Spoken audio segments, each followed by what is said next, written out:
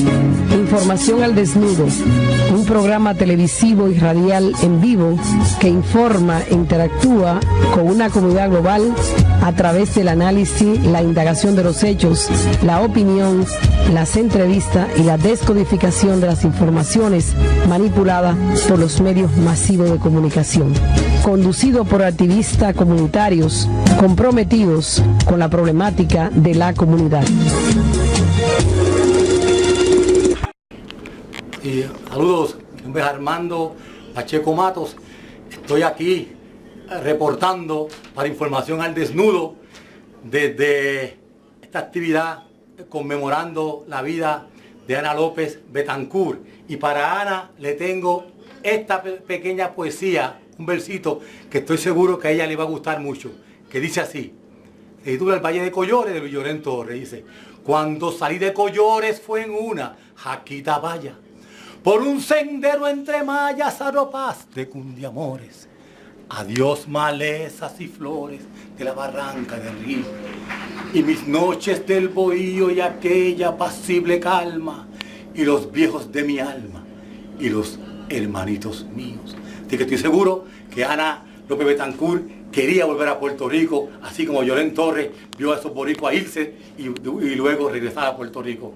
Así que los amo y no se olviden de buscar información al desnudo. WBAI, la Voz Latina, NET, Canal 69, 35. Muchas gracias, mi gente. This is for Carlito. I'm not a poet. 3-3.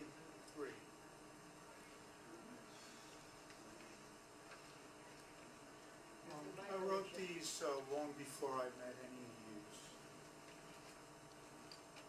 I miss her, goddess. I did fall in love again. The thing that caught me was her center. It spoke to me words that I longed to hear, words to heal all the abuse daily, words that warmed my heart that I forgot about. She helped me remember that life is all love, if we allow the feeling. Please allow me to understand what just happened. Please allow me the freedom so I can go on loving.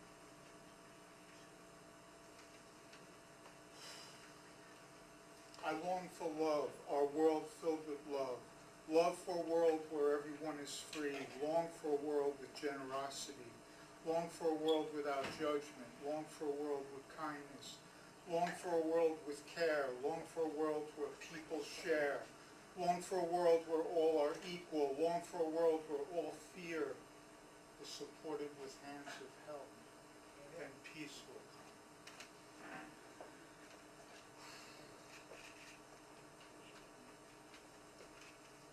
People are so interesting, or psychology in a nutshell. The compliment, I'm sorry. Be complimentary when approaching those hidden, the parts of people that they hide. Express dissent with cheerful compassion. Put a smile on your defiance. Be benevolently joyful as you overthrow the status quo. It is important to try to understand what other people feel, not empathy, but try to be them. There are no answers. Answers are good in theory, not in practice. The solution is, why don't you try this? Why don't you try that? A wounded spirit should never be argued with, yelled at, or even disciplined. A wounded spirit should be loved. I don't have poems. I write verses when I'm stressed or when I'm happy, but poetry has never been taught to me. So you could teach me if you like. I'm willing. I'm a willing victim. I wanted to share sweet words of a person that, Carlitos, who I met when I was 16 and became my brother in the struggle against oppression and in the interest of the freedom of all humanity, which is the last sentence in the Young Lords program.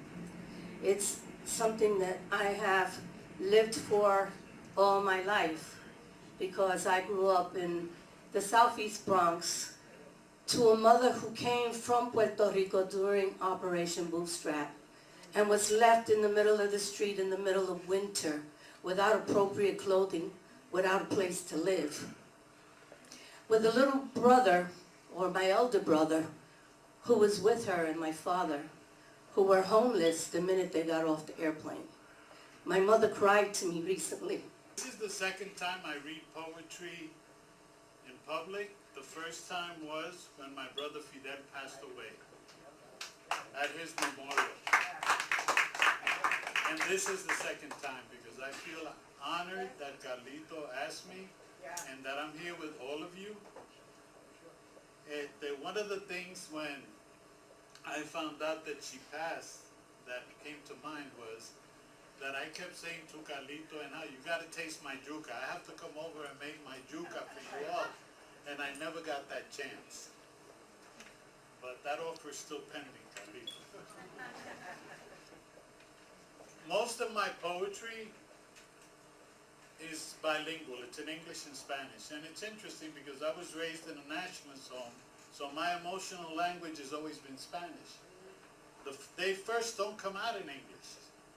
Later, you know, I translate them, and then my friend Lourdes, who many of you know, fixes up the English to make sure it doesn't lose too much in the translation. So this poem is called Affirmation, and I didn't find the English one this morning because I was going to read the one I wrote for Doña Vera at her memorial. But I think when we think of Patria Puerto Rico and we think of the independence struggle and the struggles of many peoples, you know, we have always fought, those of us who are conscious, to prevent those divisions, you know, to differentiate between who's documented and who's not. And in this country, unfortunately, some of our folks learned the word illegal. Yeah. And we know that no human being is illegal. There's no such thing as a damn illegal human being.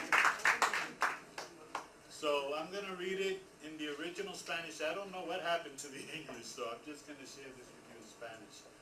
Afirmación. Jíbaro rebelde soñando con futuros mejores. Joven exilado afirmando tus raíces. Viejo vertical, testimonio vivo de mi pasado. Boricua indignado que no baja la cabeza. Obrera que inspira vida en guerrilleros cotidianos. Estudiante atrevido. Esclavo nunca doblegado. Madre despertadora de macheteros durmientes. Mujer nueva reclamando trayectoria de lucha. Maestro forjándose como estudiante del pueblo. Pueblo que explica patria con sangre propia. Espíritus libres en territorios ocupados.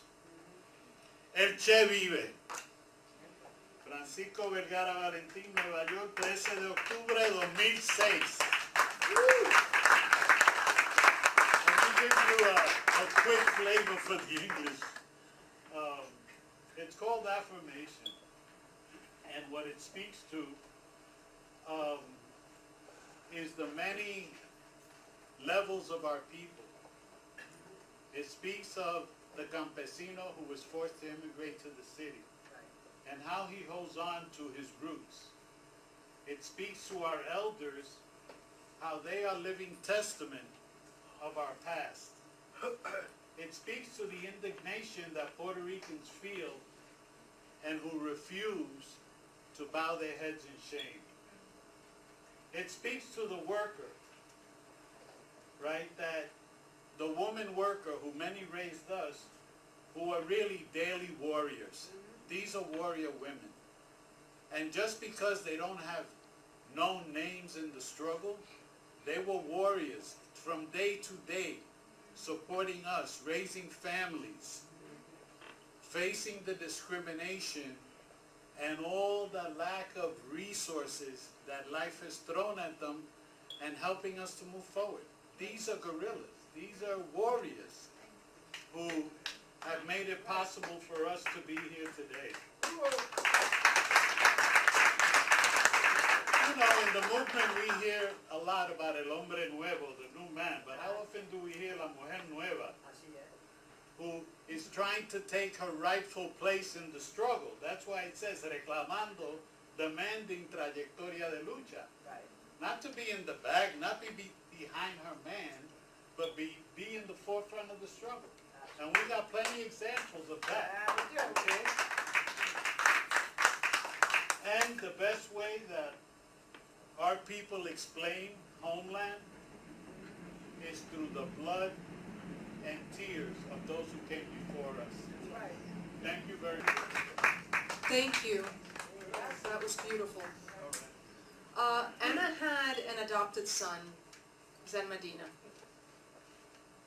I'm not a poet like the rest of you out there that are poets, so bear with me. I'm not a wordsmith either.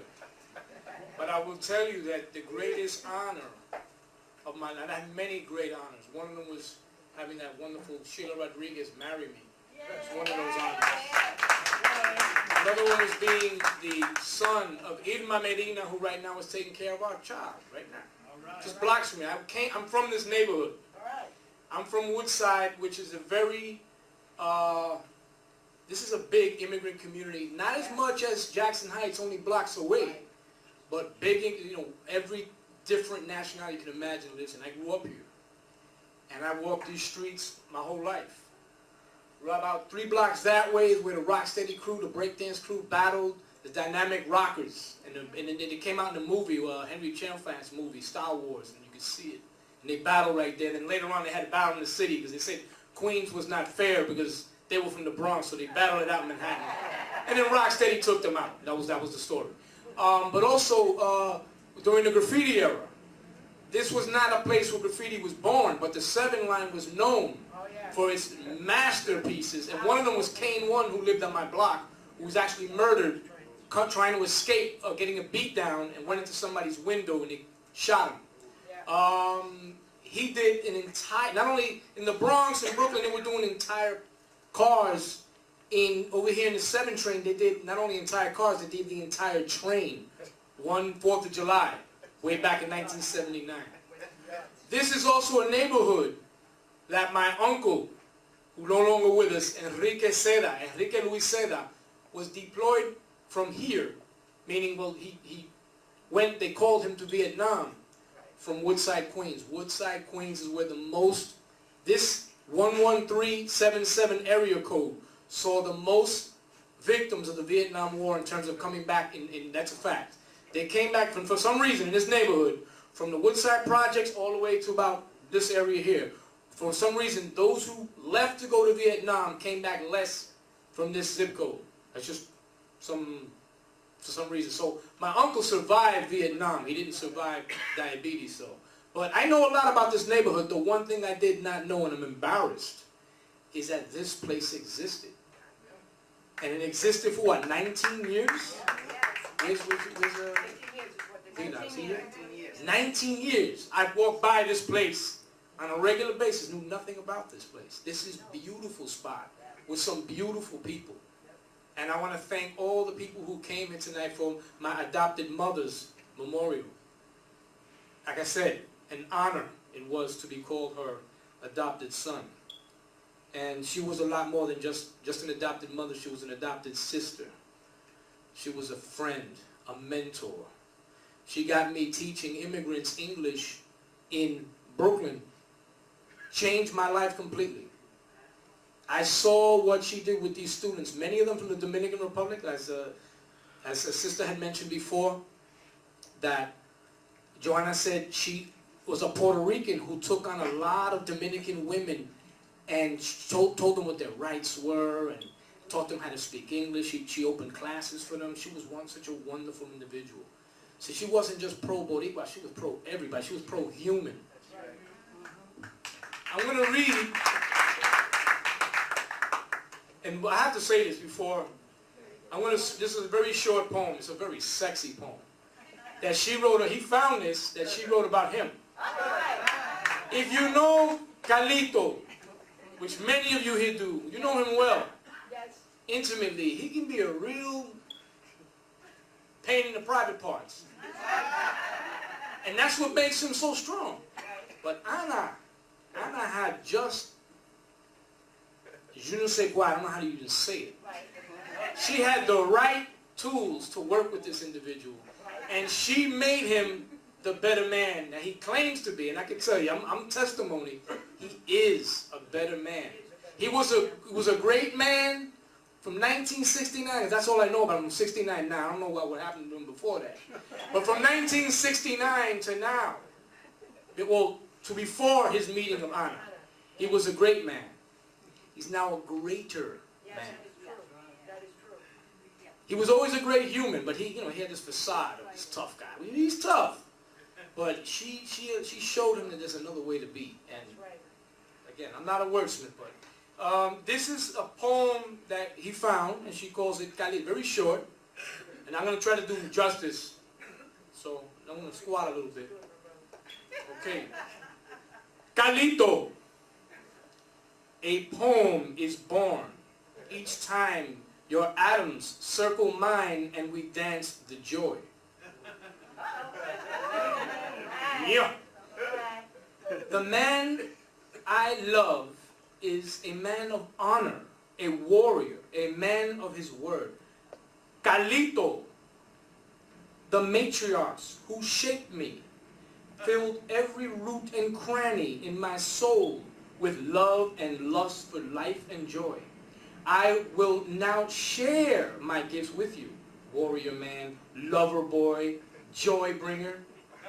Jamás podrás olvidarme, ni yo a ti. New paths from El Bronx to Manhattan, de Brooklyn to Queens, all the way out into Staten Island, because we are more than enough. We are, somos lo que soy.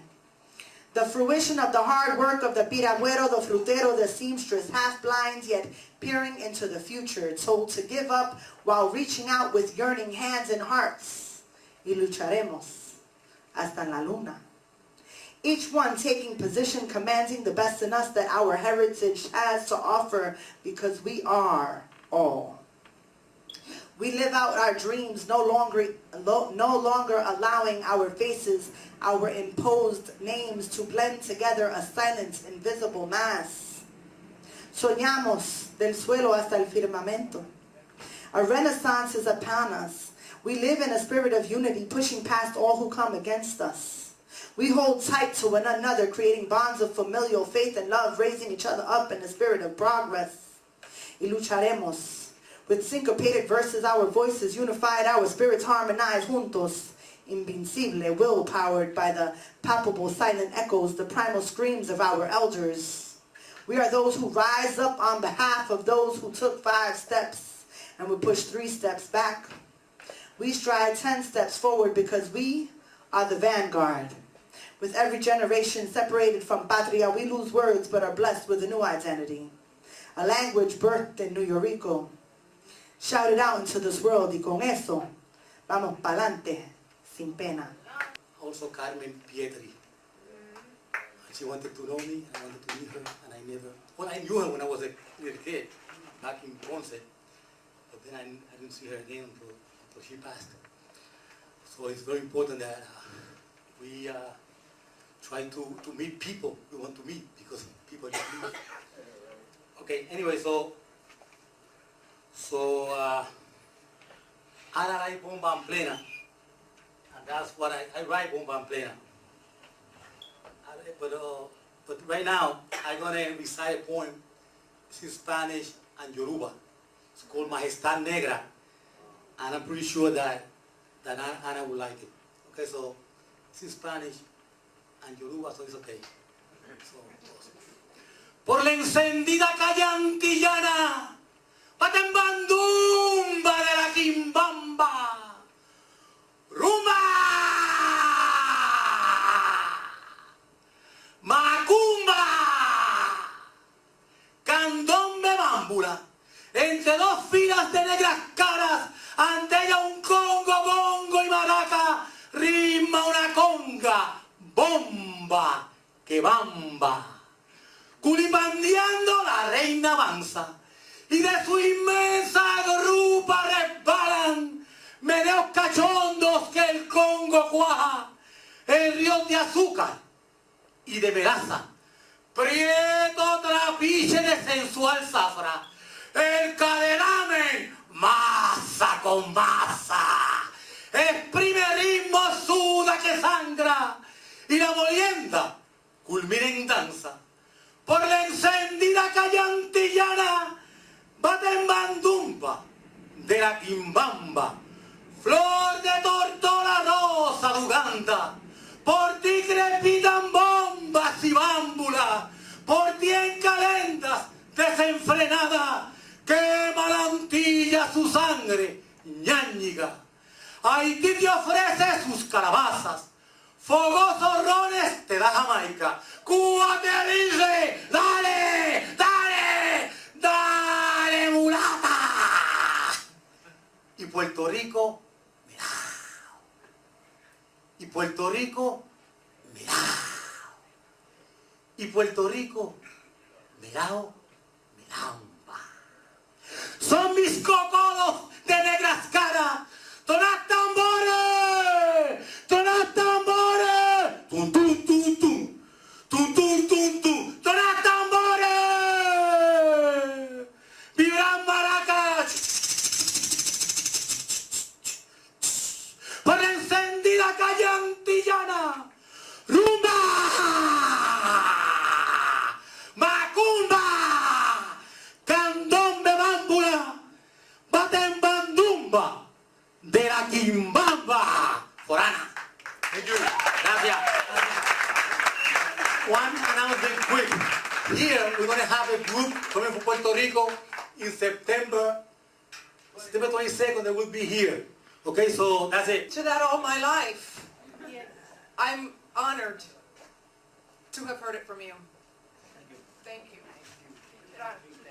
Militante del Partido Nacionalista y mi madre, Gregoria Vergara Valentín.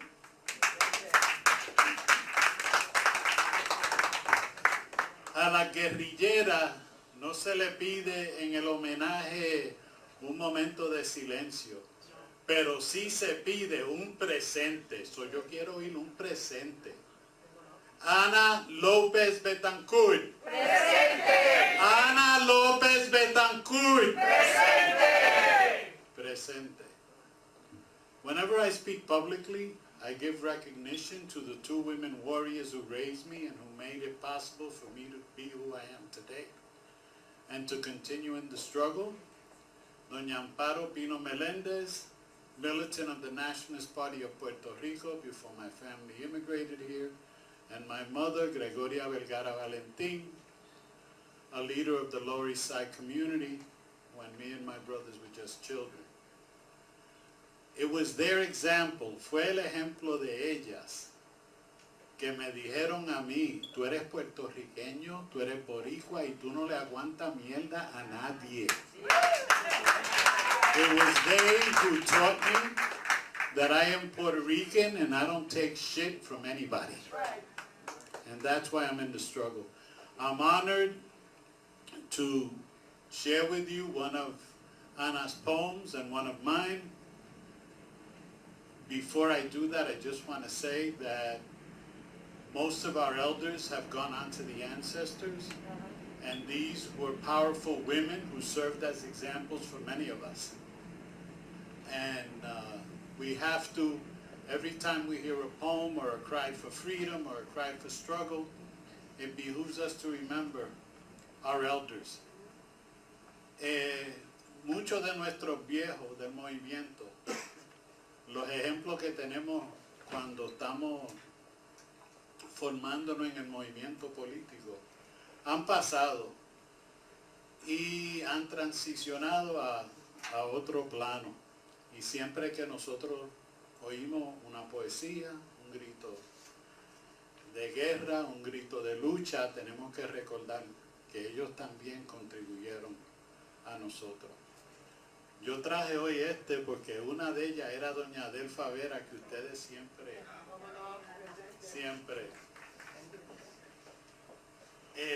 Yo tengo un regalo para Carlito y para Ana, porque la poesía que ella escribió en inglés yo la traducí al español, porque ese es el idioma de lucha de muchos de nuestros pueblos. Y después voy a leer una poesía mía bastante vieja, porque yo empecé a escribir poesía cuando llegué al movimiento independentista en Nueva York. Eso fue en el 70. I have a gift for Carlito and for Ana. I'm going to read her poem, Perspective, which is in English, but my gift is that I translated it to Spanish to share it with you in that language that's the language of struggle for many of our people. So, as Sister Joanna said, without further ado, Perspective by Ana López Betancourt. Patriots or terrorists, right-wing thinkers, left-wing subversives, guerrillas and communists, or contras and imperialist forces, warmongering races, el pueblo, or defenders of democracy. It all depends on who's assessing whom, on where the power brokers sit. It all depends on what they have invested.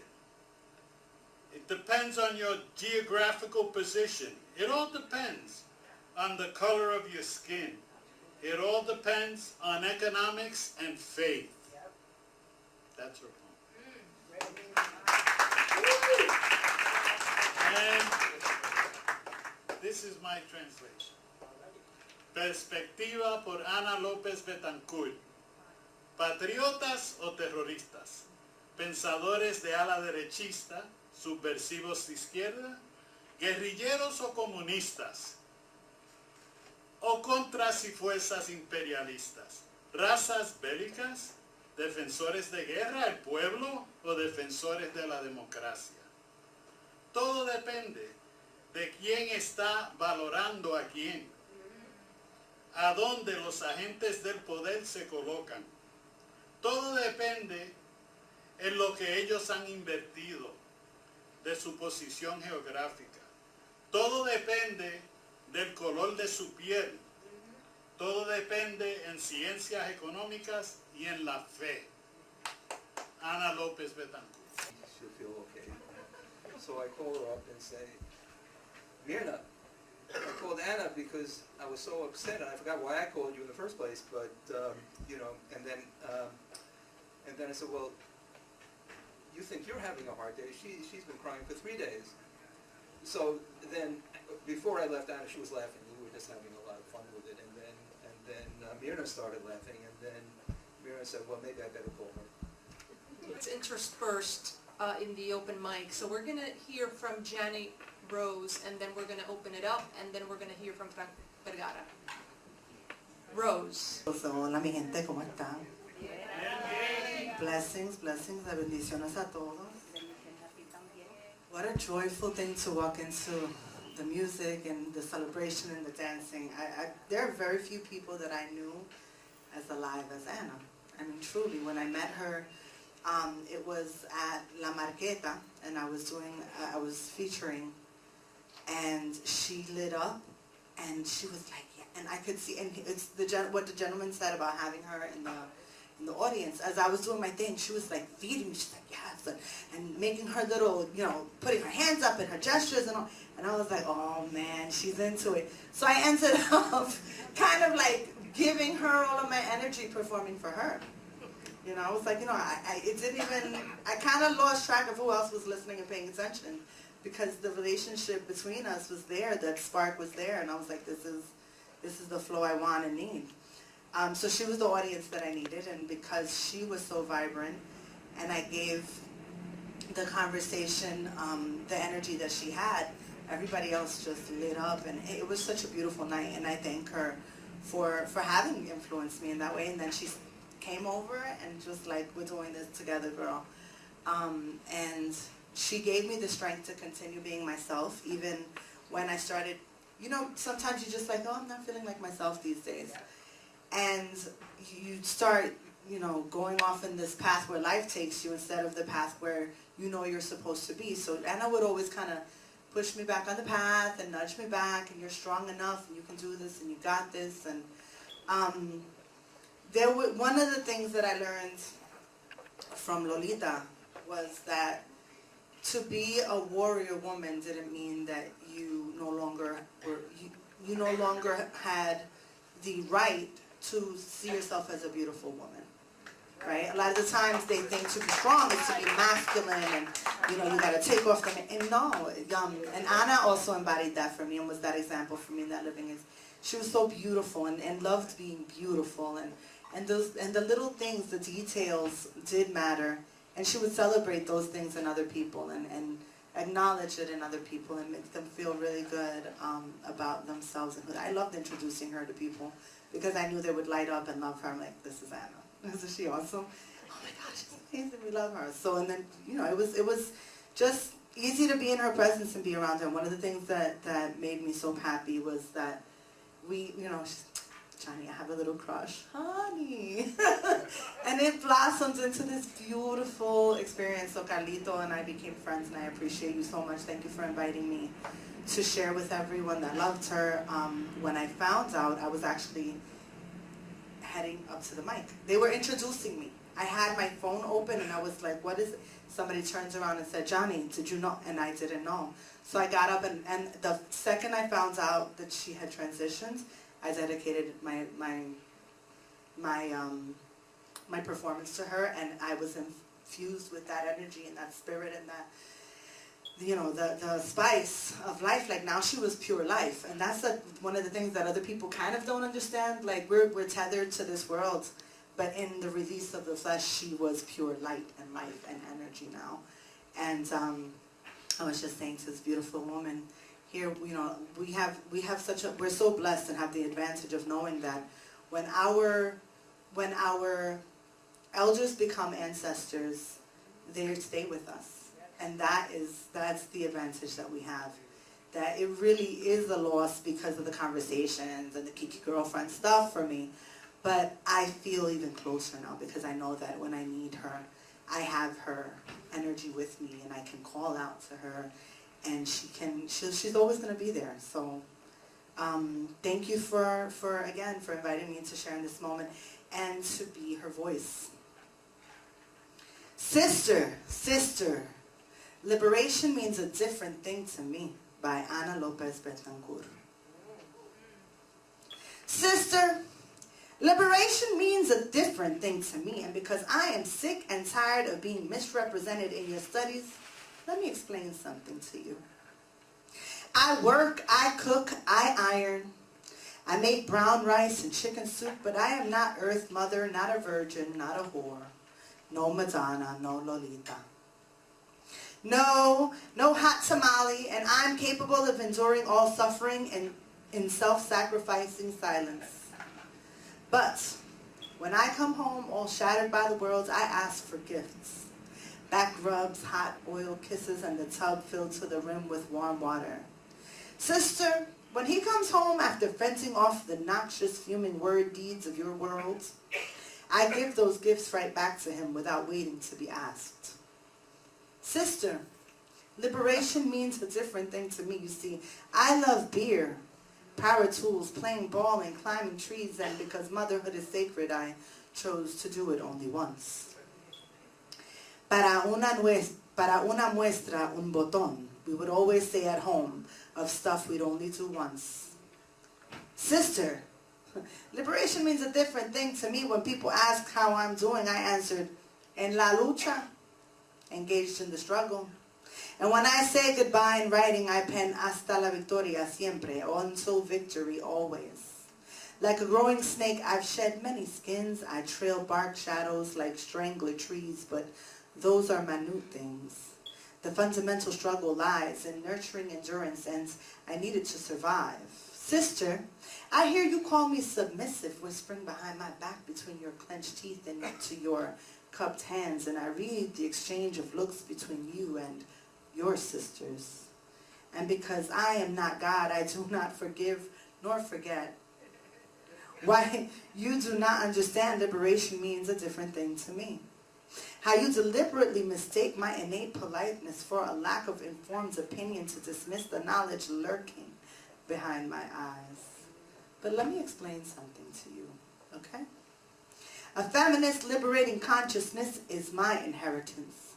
It's in my blood. It lives in me since I learned about it in Ms. González's 3rd grade class way back in Canóvanas, Puerto Rico.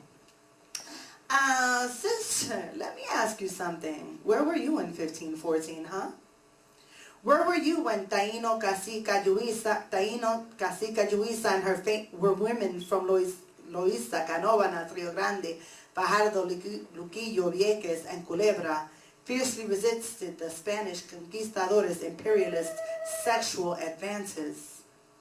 Where were you on September 23rd, 1868, when Mariana Brachetti embroidered the Puerto Rican flag to be hoisted at the proclamation of the newly born republic, our baby republic fighting the imposed breastfeeding and the title last colony in the civilized world, untrained to breathe, led, died that week, but lived on in the consciousness of the people as El Grito de Lares uprising? Where were you? Where were you? And where were you when twice deported poet, militant revolutionary Lola Rodriguez de Tio penned the national Puerto Rican anthem, La Borinqueña? And where were you in 1904 when Luisa Capetillo pulled on her gentleman's suit and rode her horse at breakneck speed through dusty, quiet towns, then dismounted long enough to write a feminist manifesto? Sister, again, let me ask you one more thing. Did you ever hear it said that colonization fosters a sense of ownership and justification of superiority? Well, I should explain in a different language. When we bring our bruised egos home, the external war-torn environment and the state of siege of our inner reality connects. Sister, do you see now how liberation means a different thing to me?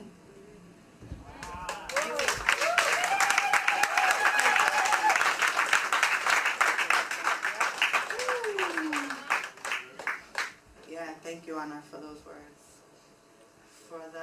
I mean, that's something to carry with us, right? Yes. We should all have a copy of that someday, so we can check in when we need to. So, as a Puerto Rican poet, as a New Yorker poet, as a girl born and raised in Spanish Harlem and the Bronx, right? Them out as an example of inferiority and cultural, racial failure. We are somos lo que soy. Those who break statistics, stomp cycles, rework identity, live out loud because we write. Scrawling blaze shit on Puerto Rico, a computerized generated shit. When she, started messing around, as directed by the U.S. government, we all got hurt because we're Puerto Ricans, Our diaspora, we're all connected over there. Aquí, it's like, lo que pasó allá affected us aquí, like if it happened here. Everybody, we lost homes, we lost, shit, family, blah, blah. And Neris Morales sitting over there, and I, were moved among the people, and we decided to do a series of forums about Puerto Rico and try to gain, raise some funds for the artists. Was our thing, raising funds for the artists, because the artists in Puerto Rico, tienen seguro social, or they can't back up, it's just a community that goes out to the theater to support the artists, and that's how the artists make a living in Puerto Rico. So we wanted to do that, and we were making these different forums, like on electricity, different, Tito Kayak came over, we had the mayor of Moline, right? And we're all, devastated. We had a poetry reading where we wanted to have a forum of Puerto Rican poets from the island and over here, and to talk like as social scientists, because poets son bochinchero, and just like what they think about, what's the impact. Like I told you, I think the hurricane was, computer generated. Okay, so, shit like that, things that we observe, believe, and so we asked Anna to join us. And we didn't know how sick she was, but she said yes, she'd be right there with the date and time. And we didn't know that she was ill. We're just asking people to take part in the forum, and she just said yes, and the forum was a month away from the day she passed away, right? passed away on the 11th of May. The forum was 13th of June. And I thought that was like goddamn courageous. As courageous as me yelling at them rednecks. Because her soul was on fire. You understand? And she, you know, she was in touch with her transition. But still, and didn't know, you know, because, you know, we're all on that clock. The only thing you own in life is the time of your life. Its measurement is X. So there she was, ready to give out, put out like a poet. Now, a lot of times we quote, we like to quote Che Guevara, right? Where he says, at the risk of seeming ridiculous, let me say that the true revolutionary is guided by great feelings of love. I like that quote, but the quote goes on to say, people always cut it off right there, but it says, it is impossible, it is impossible for a genuine revolutionary to be lacking that quality. And that's the rest of the quote. You know? And there we go. And that's true about it. There, it's ready, forward, you know. We don't have swords, but, you know, you can poke somebody's eye out with a pen. You know?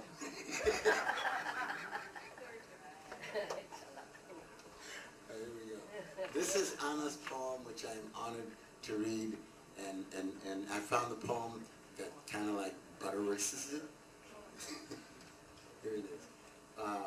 Anna's poem, Painful Planet. Very lively poem. I die. Now is the time to give birth to a new self. This struggle of the two A's, the dying, dead one, and the unknown one, the faceless, formless, newly born? Or is it featherless, featureless, hatched? Shook me out of a strange complacency that invaded my cells last year. I never knew until today the spirit could survive emotional devastation, inner desolation, and the conversion of map lines over nightmarish landscapes scattered over the wounded, weeping, bleeding mask of broken dreams we dare call face. I never knew, but now, like in the ocean, where all fish die, and the smell of decay remains in the memory cells of ancient turtles, so shall it be with me.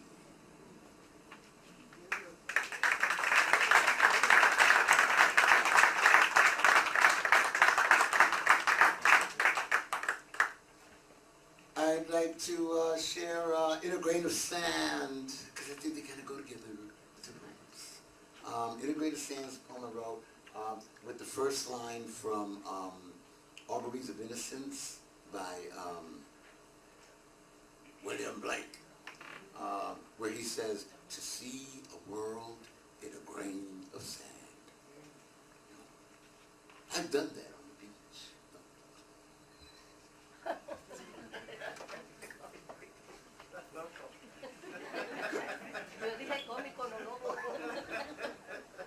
Somebody said something about levity. I heard levity being floated about. Okay. We are Starseed. Every one of us.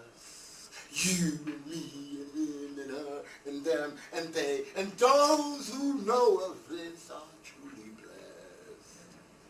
True for all living beings. Beings living, not humans only, but ants and trees and the open breeze.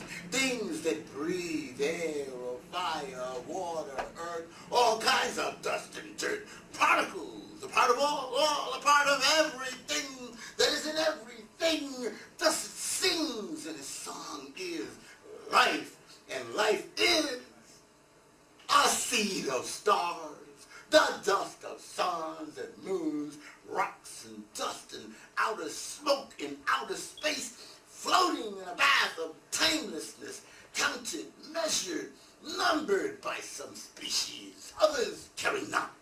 Science and mathematics, trying to plot poetry and motion, motion in a helix's curve, and life on earth becomes visible to you through the naked eye.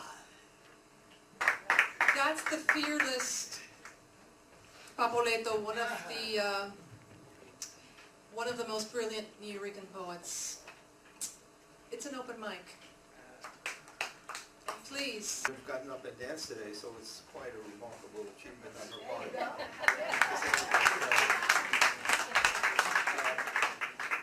The first time I met Anna, I met Myrna also, and it was at a party. It was the middle of the summer, and the place was packed. And all of a sudden, this light of energy just walked into the party, and it was both of them together, and it was just astounding.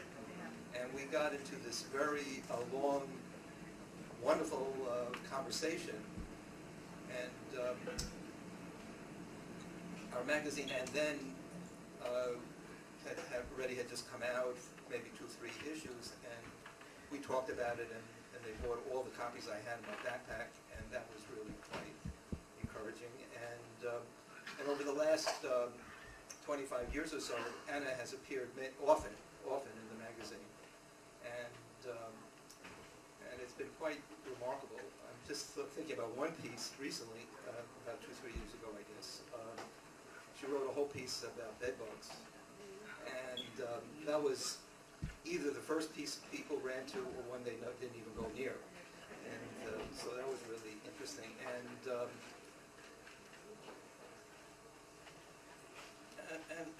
one of the, when we saw her read, I mean, I was there, I saw that reading, it was just really beautiful. And you knew that Anna can't be contained or confined or be defined, really, because she exploded out into the world, into the universe, and things just changed with her.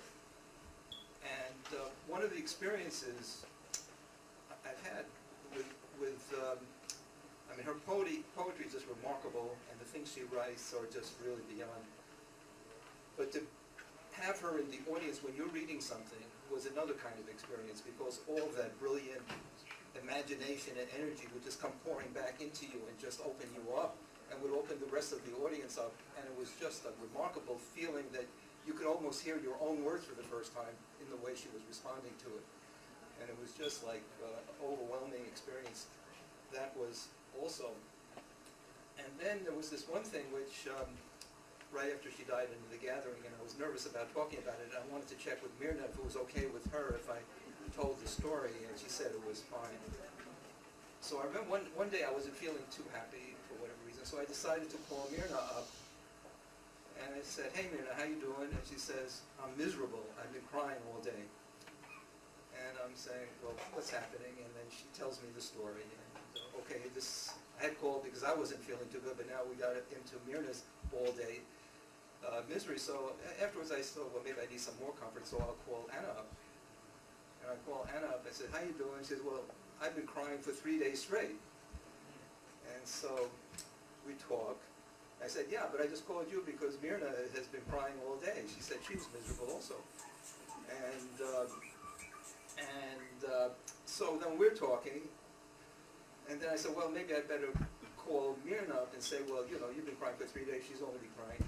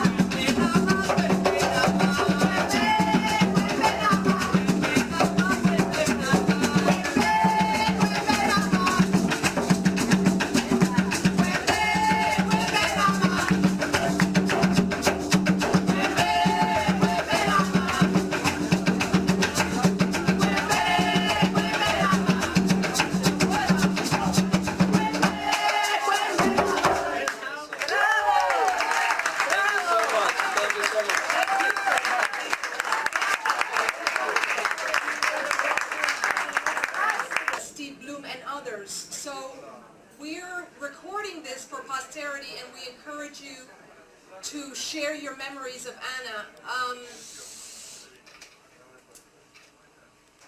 You know, when I was looking at our comrades dancing here, I thought, you know what, Anna was about living an integrated life.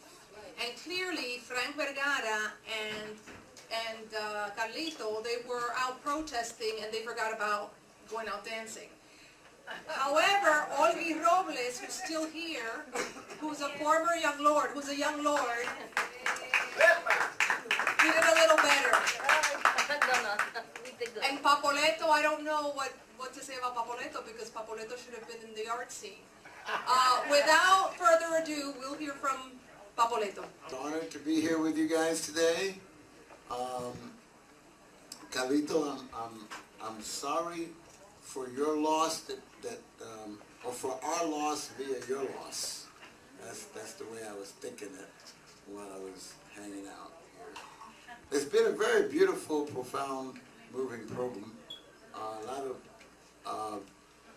lot of comments that needed to be made, and it's funny how we get to know people after they pass more. I want to say this though. I wrote it right here. Actually, it's called gatekeeping. And to keep a gate for someone in transition is actually a very supreme blessing. I know, because I've had this happen to me on many occasions, starting with my father when I was 15, but all the way to, my mother, my brother, Pedro's sister Carmen. Be there when someone's leaving is a very beautiful, special experience, and it's a blessing. So, I appreciate your blessing. And, very surreal moment, but very powerful, and I hope that that those of you who haven't experienced, haven't been blessed with the experience to be with someone when they're transitioning, I hope you get your chance to do that. And you know what? It's such a surreal moment that I had to train myself to remember to tell people, thank you for being my friend. Thank you for, being my mom. Thank you for being my dad. I think that's like the most important. Because you can't ask anybody what's happening. They're not going to tell you. It's a secret. But anyway, it's a blessing.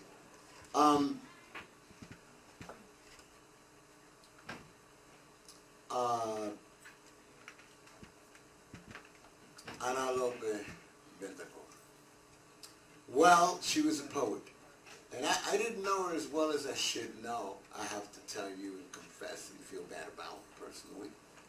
I should have, but and I've been thinking about that ever since you invited me the first time to the memorial. How well do I know someone? But I feel them, even if I didn't know them as well as I feel that I should have known them personally, but I'm sorry. But thank you, Anna, for being here, being a poet, and loving this guy who tells that wonderful story about me trying to kick the ass of some rednecks on a bus. They were all like this tall and that wide, But that happened. That's a true story. Kansas City. And no, you know what you forget to tell them?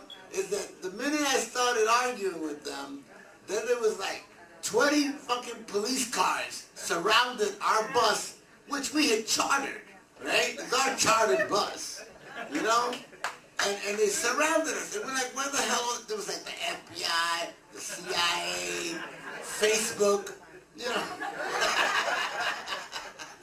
They just all showed up. I think they came out of the bus itself. They were in a carburetor. But it was, they told me it was ornery. Why was it ornery? Because they brought weapons with them, and they told me not to bring not even a knife. And I paid attention. I just brought my mouse, which was more dangerous than their goddamn knives and guns that they had. Didn't tell me that.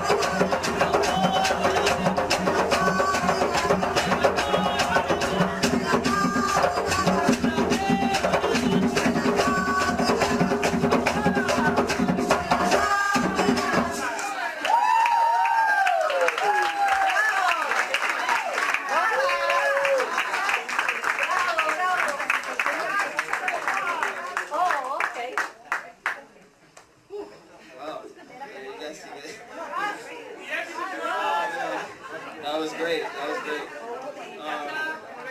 Let's see how we are on time. How are we on time?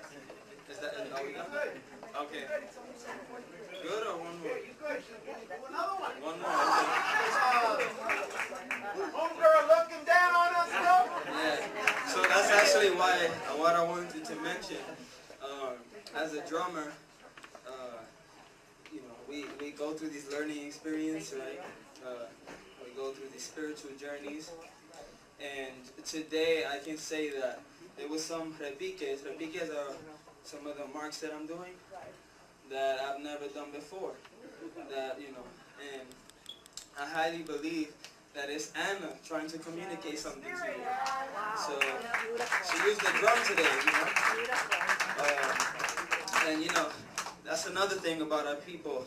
We you know, when people pass away, people we love, we want to be all spiritual, right? Yeah, she's here with me, he's here with me. But then we see a sandero or somebody who practices spiritualism in their own ways, and we judge, right? And so we got to do better as a people. This, what you see, is not a religious dance, it's a spiritual dance, right? And religion is just another structure, my people. And yeah, I guess that sums it all. But be open-minded, right? To not only the people in front of you, but the spirits around you. Are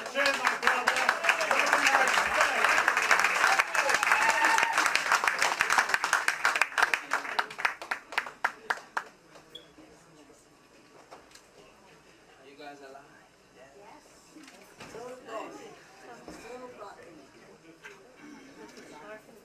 Also, quickly, very quickly, this music, as I mentioned before, community genre of music. As you can see, you can count many different generations within just this line right here. That's what this music does. It connects. Cuembe, cuembe, nama, ponte la banda, baila conmigo. Cuembe, cuembe, nama. That was a little weak. Let's try that again. Cuembe, cuembe, nama, ponte la banda, baila conmigo. Cuembe, cuembe, nama. Cuembe, mamá, cuembe, papá. Cuembe, cuembe, nama. Ponte la banda, baila conmigo. Cuembe, mamá, cuembe, papá. Cuembe, cuembe, nama. Buscando bombas de mi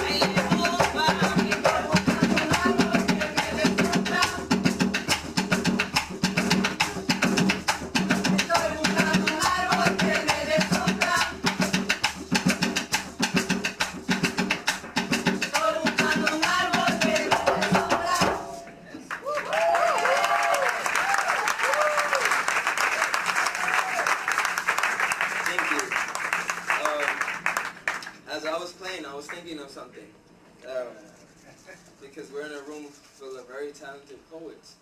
And when we sing our bomba songs, like the young lady mentioned earlier, how it tells our stories of our struggles, that is what the bomba did for many years and is still being done today. It carries our stories of our ancestors. And so I just wanted to mention that. Cool.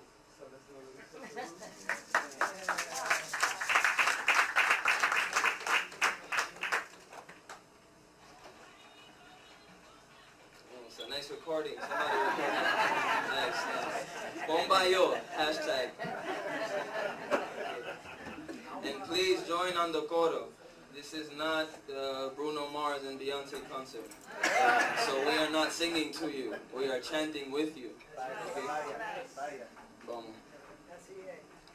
Fuego, fuego en Bucana, llámalo bombero en Bucana. Fuego, fuego en Bucana, al fuego la hacienda en Bucana. Fuego, fuego en Bucana, llámalo bombero en Bucana.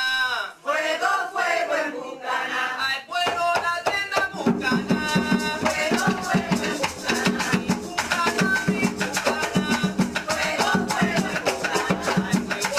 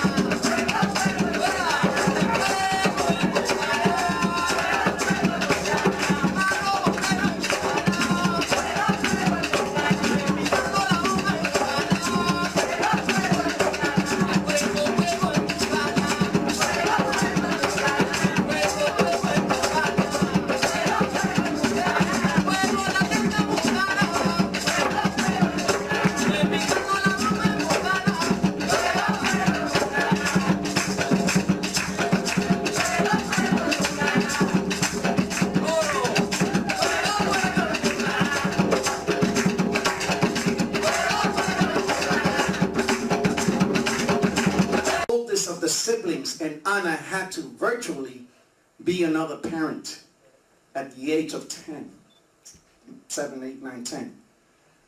Because the mother had to travel to New York to get a job, and she had to leave the siblings behind. And in one case, one of the siblings was left with clergies. Oh yeah, gringo clergies were all over Puerto Rico doing a number. And they were treating one of the siblings as a slave in the home.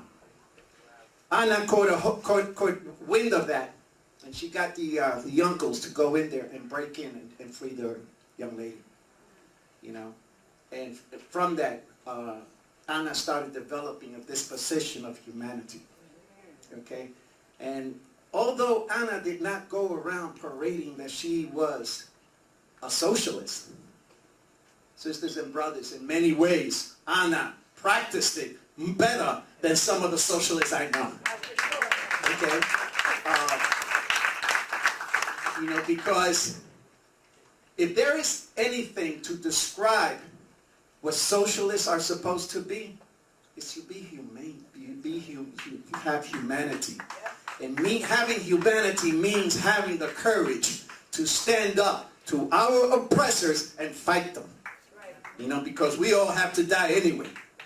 Ana's death was not something that was unique. All of us here have to die. You have to die, you have to die, you have to die. All of us have to die.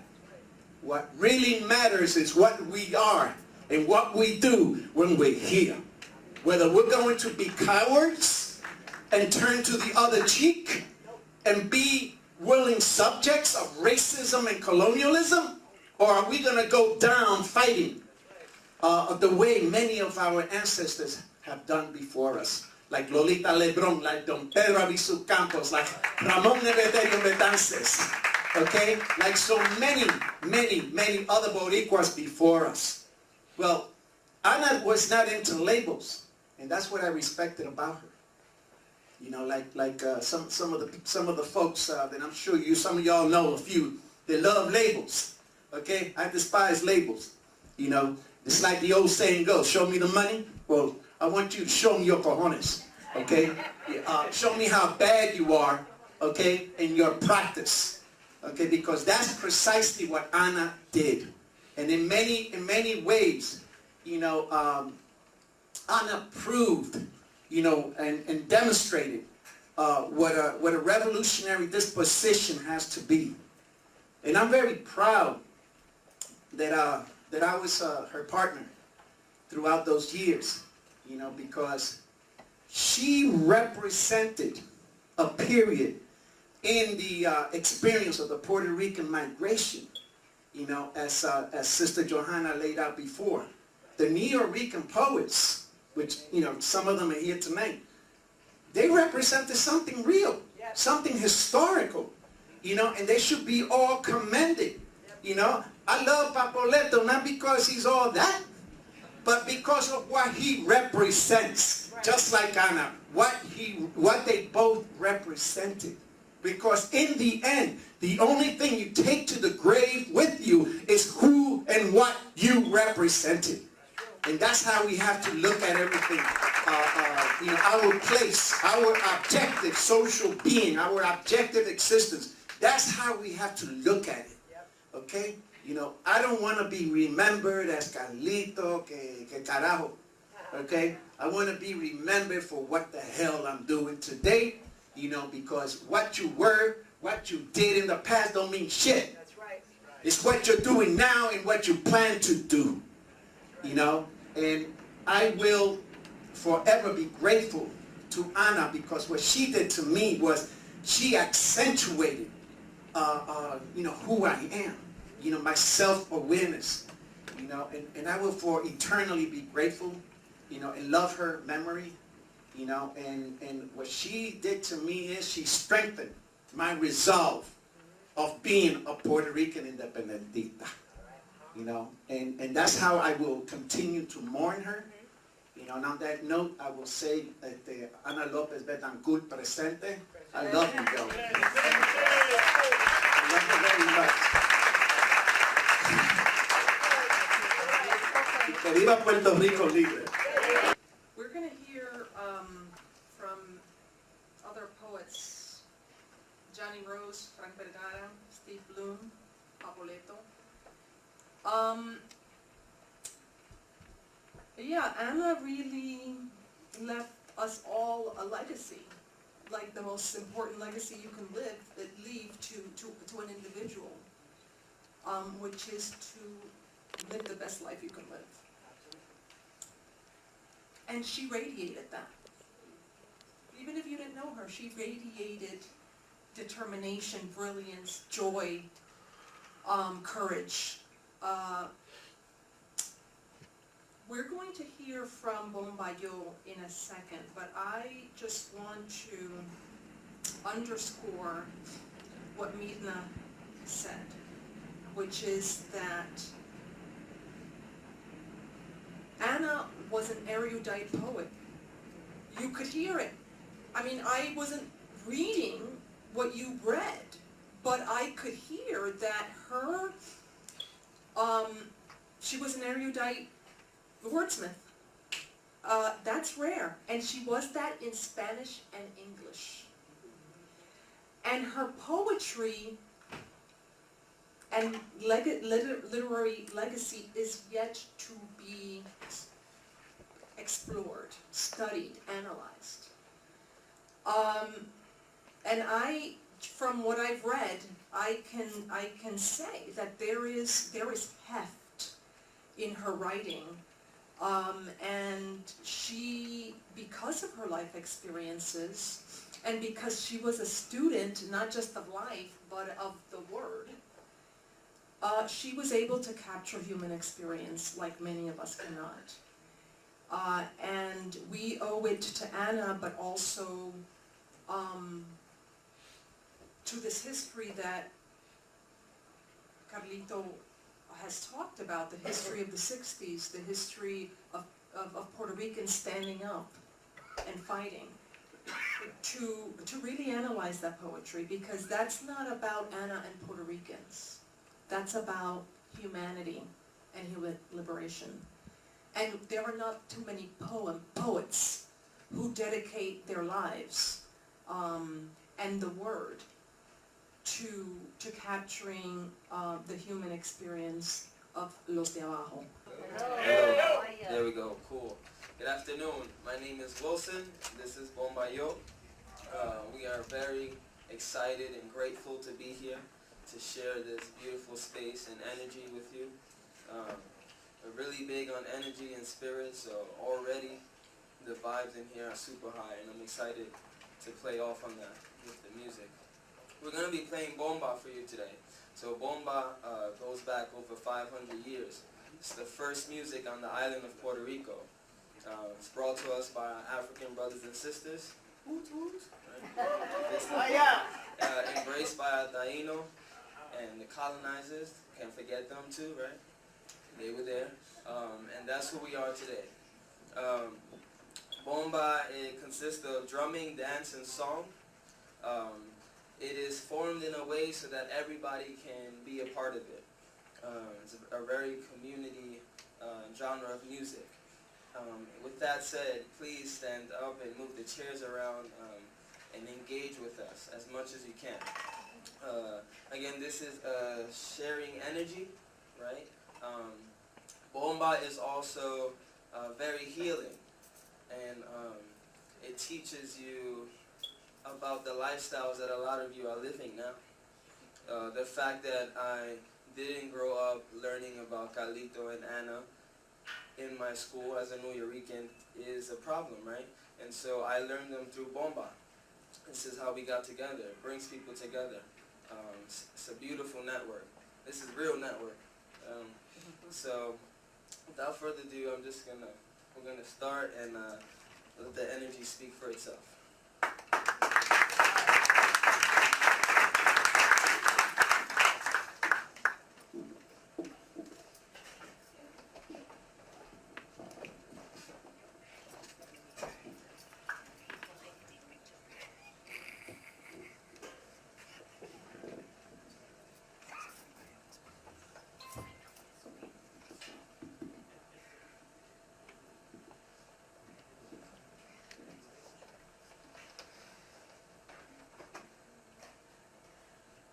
armamento. Ana querida, ¿qué pasó? ¿A dónde estás, amiga mía? Gracias.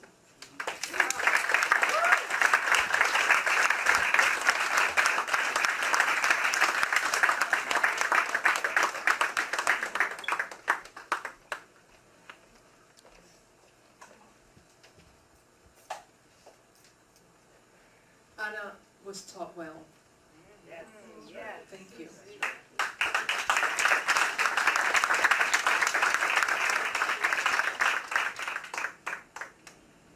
¿Qué luz vas trazando en el firmamento? Wow, thank you for bringing us Ana so so close up and so human. I've heard a lot from many that Ana's couch was a place for everyone who needed a shoulder to cry on. And that's not something that we see often in this country, in this world. We live at a distance from each other.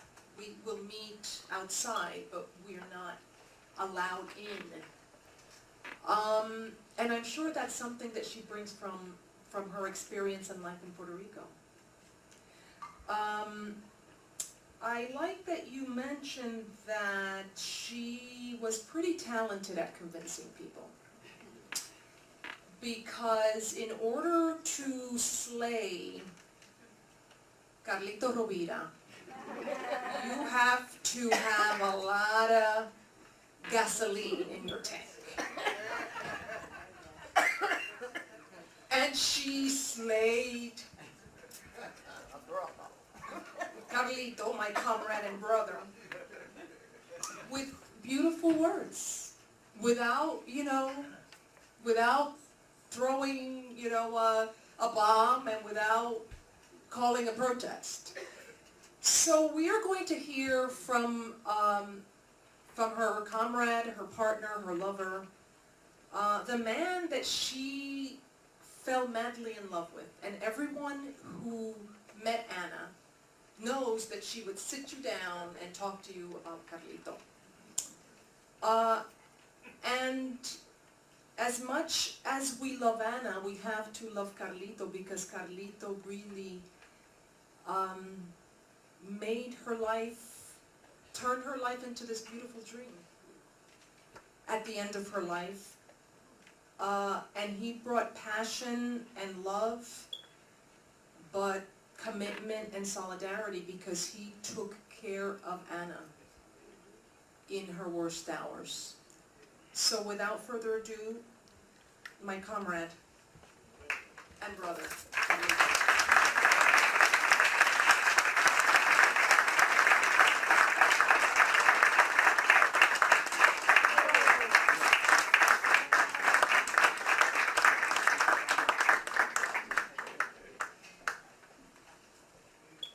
How's everybody doing tonight?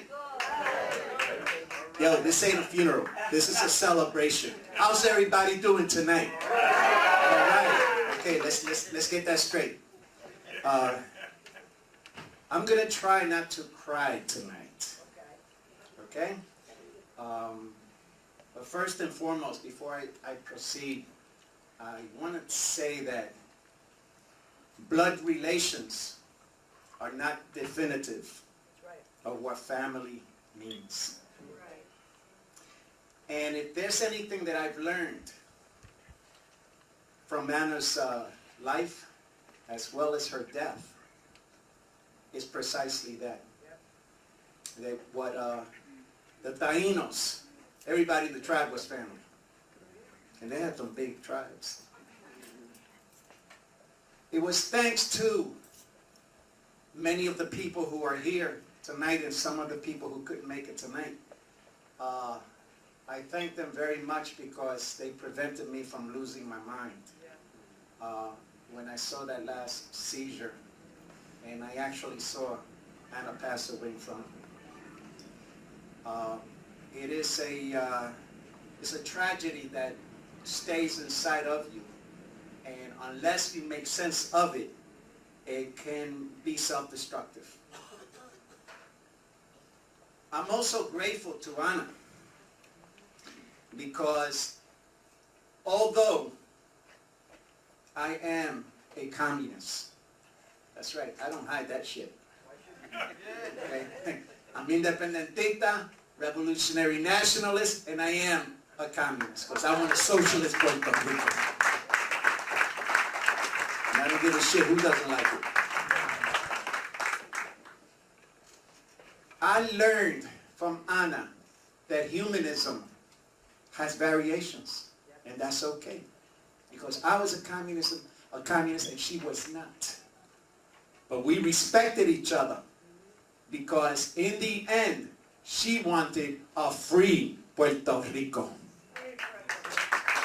In the end, she wanted an end to the abuses and persecution of all immigrants in this country. She also wanted a new society. And it was just a few more moments in time before she would have said, that means a socialist United States. You know, because you always have to measure where people's statements eventually lead to, where any kind of logic, what is the final conclusion of anyone's logic. I'm also grateful to her, and I'm man enough to admit it, that she made me a better man. Okay? That's right. For the brothers in the audience, I would like you to take that home. Because your partner, the one you love and the one you sleep with, and the one you live with, that may be your salvation, your partner. Okay? And you cannot talk independentismo, you cannot talk revolution, and then go home and act an ass. Okay? You know, you can't have a personality that has 2 pages. Okay? You know, so if there is anything that I learned from that relationship in those years that I was with Ana, is that you gotta be a complete human being. You know, and you have to be one that's conscious in the process of fulfilling that. I am one that's very grateful to her, you know, for many things, and I have vowed to fulfill that dream of hers, to have that book published. And I'm going to do it by hook or by crook. Okay? You know, there's been many things in my lifetime that I learned in the Young Lords. Okay? And that is, you have to be a bad motherfucker in anything that you do. Okay? You know, that's one thing that being Puerto Rican, growing up at a time where you had a fist fight with white racists every day. You know, that's something that you take with you. That may be a bad experience, but in every bad experience, there's something good that comes out of it. Okay? And I recall down the block, I used to live on 6th Street by the FDR Drive in the Lillian Wall housing projects. It was a shoot 'em up, bang bang every weekend. Okay? When I was growing up. Grew up in the same neighborhood as Frank Vergara there. Okay, as a matter of fact, the first weed that I smoked it with his brother. Okay? It was a time when down the block, the very first New York poets were meeting. The New York Poets Cafe was on 6th Street, between B and C. And I used to look at these brothers and sisters, you know, like, okay, you know, what you got to say? And I really didn't understand it, although I was into the arts too, because I'm a painter. That's my homegirl there, okay, that I painted. Although, you know, I didn't understand the rendition of poetry, I knew that it was art. And it wasn't until I saw Pedro Pietri for the first time reciting Puerto Rican obituary, that I was able to say, shit, I identify with what he's saying. Okay? Because that is the way they're treating us. They're treating us like shit. Okay? And then it wasn't until I went on a bus ride to Denver, Colorado in 1968. And you see that gentleman over there? Papoleto? Okay? He corrupted me. Right there. And the way he corrupted me was because he stood up to 3 white racists in the middle of Arkansas in the wilderness, because these 3 bus drivers, racist bus drivers, parked the bus, went to eat, and left us hungry on the bus. When they came back, they got indigestion because that true Boricua there gave them hell. You know, and while everybody on the bus was shitting bricks, I was like, I was mesmerized, because I said, that's dignified. That's dignified, because that's how we have to be. And shortly after that, I joined the Young Lords. My point is that there was something that attracted me to Ana. And that was her history. Because there was a reason why Ana had such a high level of humanity. Humanity does not fall out of the sky the way the preacher man tells you on Sundays. Okay? Humanity is something that develops from your social struggles. And Ana had many of them. As Sister Milna mentioned before, Ana was in Puerto Rico when the U.S. began to plunder and exploit and rape Puerto Rico at a high degree during Operation Bootstrap. Ana was the... So I learned about Ana's hard life before her education, about her childhood in Puerto Rico, so many stories. I can write a lot about that. And her daughter Johnnie,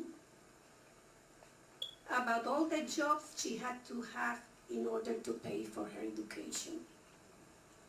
She was admirable. She brought many persons to register at the college. She wanted everyone to get an education, particularly her family, like her cousins and her sister Hillary. She had a powerful, convincing speech. Ana could convince anybody of anything. Okay? So whenever she talked about them, you should study, you should come to college, you should graduate, she will do it. She was also a dedicated teacher that wanted everyone to progress in this country, especially Latinos, and also all working people. She was loved by so many. And I became good friends. She was loyal and resourceful. She supported me in my crises and illnesses, in leaving for Puerto Rico and coming back to New York. She respected my privacy and gave me advice in a careful, delicate manner. Ana was very delicate. She never told me what to do, but suggested things in a very delicate way. She visited me in Puerto Rico when I had to go there for a year sick. Although I found where to stay in New York when I came back, she offered me and my daughter her apartment when I returned to the city. And that will always stay in my heart, because when you come back or you come to a strange place that was for me after being away, that is a great relief that somebody says, if you cannot find a place, here is a bed for you and a home for you. That was incredible. And I remember when I was in Puerto Rico packing my things in boxes and using newspapers to pack the box. I look at my nails in Ana's house and I said, Ana, I'm dying, because my nails were all dark and black. And there were so many friends of mine were dying of AIDS at that time. So Ana didn't say anything. She went to the room, she got some alcohol and a cotton ball and came back and cleaned all my nails. And she said, there, you're not gonna die. It was just paper, newspaper ink. So, that was a big relief. goodness, I thought it was going to be. I remember that she could call me and cry and laugh in the phone with me, and I would call her about my writings, translations, and her opinion about my poems. We read to each other constantly.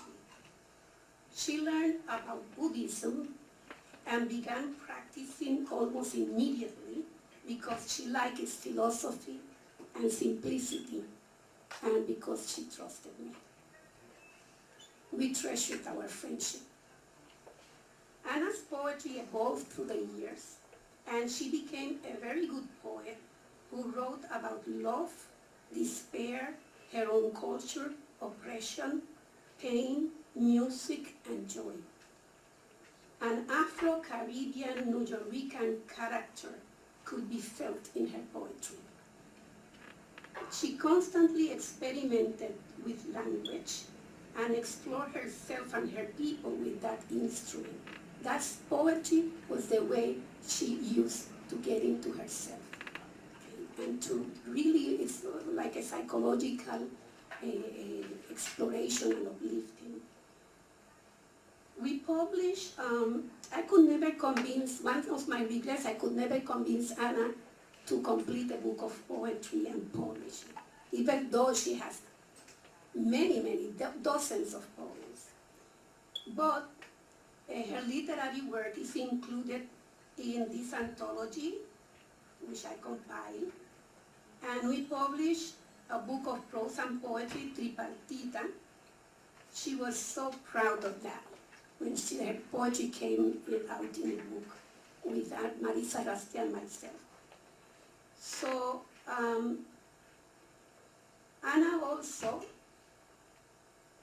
published her poems at the magazine and then, and read her poetry at several venues. The one you saw was at the New Yorker Poets Cafe, like it was explained, and was her last reading. But let me tell you, for her, that was like the culmination of her poetic aspirations. She wanted so much to read there, and she was able to do it. Her contributions to literature remain to be explored, because she produced a lot of poetry, but it has to be analyzed and compiled and published, and needs further documentation. And I am glad that Carlito has digitized her poems and intends to publish them in a book at some point.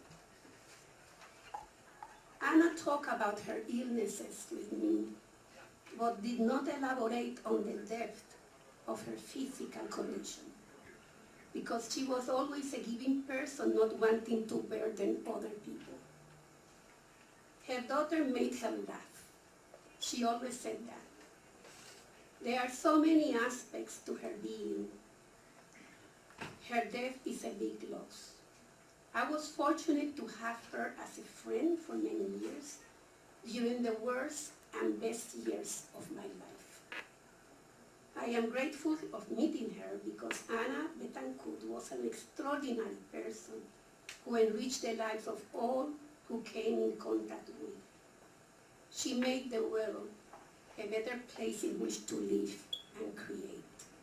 So that's my version of Anna.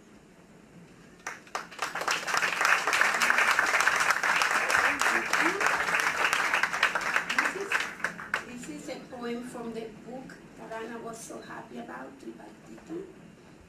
She has a section in the book with several poems. And she wrote this poem for me, Bomba y Plena. You know, here's some bomba and plena to me.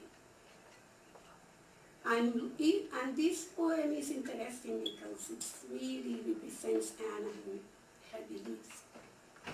I'm looking for a word or turn of phrase to counter the silence of my speech, those empty places in between where I swallow my truth for lack of words or turn of phrase or structure.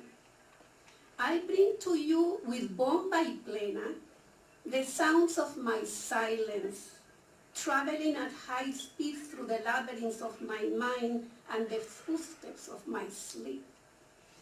walking over the anatomy of a nightmare to restructure the pace of my dreams. I bring to you, with Bomba Plena, the window that may show what I keep hidden without knowing from myself and the world, and the memories of a world trapped in phone house mirrors where our legacy is distorted, and 57 Chevys replace the Pasofinos. And it's very interesting because this image of Pasofinos is that symbol, it's a symbol of the belief of Anna that our legacy is delicate, is extraordinary, and that history has twisted it, and then these 57 Chevys replace the legacies of the Pasofinos, which are beautiful horses. So I wrote a poem. So this was Anna's poem, and I love that poem. Again, the title of that poem is Bomba Plena. Bomba Plena. And this is my poem. Anna spoke both languages, English and Spanish. I am primarily Spanish speaker, and then I can manage English. But I wrote this poem in Spanish for her. Poema para mi amiga hermana. I had a dream that after Anna died, and I was seeing her. Con azoro en los ojos, impávida y silenciosa, Ana me mira. Desde el otro mundo se asoma, sin llanto, sin risa ni temor. Hay curiosidad y atención, pero en silencio. Echo de menos su oído fiel, sus palabras de aliento, su buen humor y su rabia. Sé del amor a su hija, la agonía de su pérdida, y de los amantes que amenazaba con tirarle bombas cuando la traicionaban. Echo de menos sus poemas de protesta ante la opresión, la injusticia, sus poemas de amor a su cultura boricua y sus ancestros. Echo de menos sus versos de dolor y lágrimas, y también los poemas de amor sensuales y sedosos. Ana amaba el lenguaje, las palabras. Pensaba en poesía, escribía poesía, respiraba poesía. Lectora voraz, gustaba del arte y la psicología. Ana querida, ¿a quién le leo ahora mis versos? ¿A quién miro entre el público buscando apoyo? Tus ojos brillantes me siguen en los sueños. El eco de tus carcajadas me hace sonreír. Pasión y vida te definirán siempre. Ana querida, me has dejado muy sola.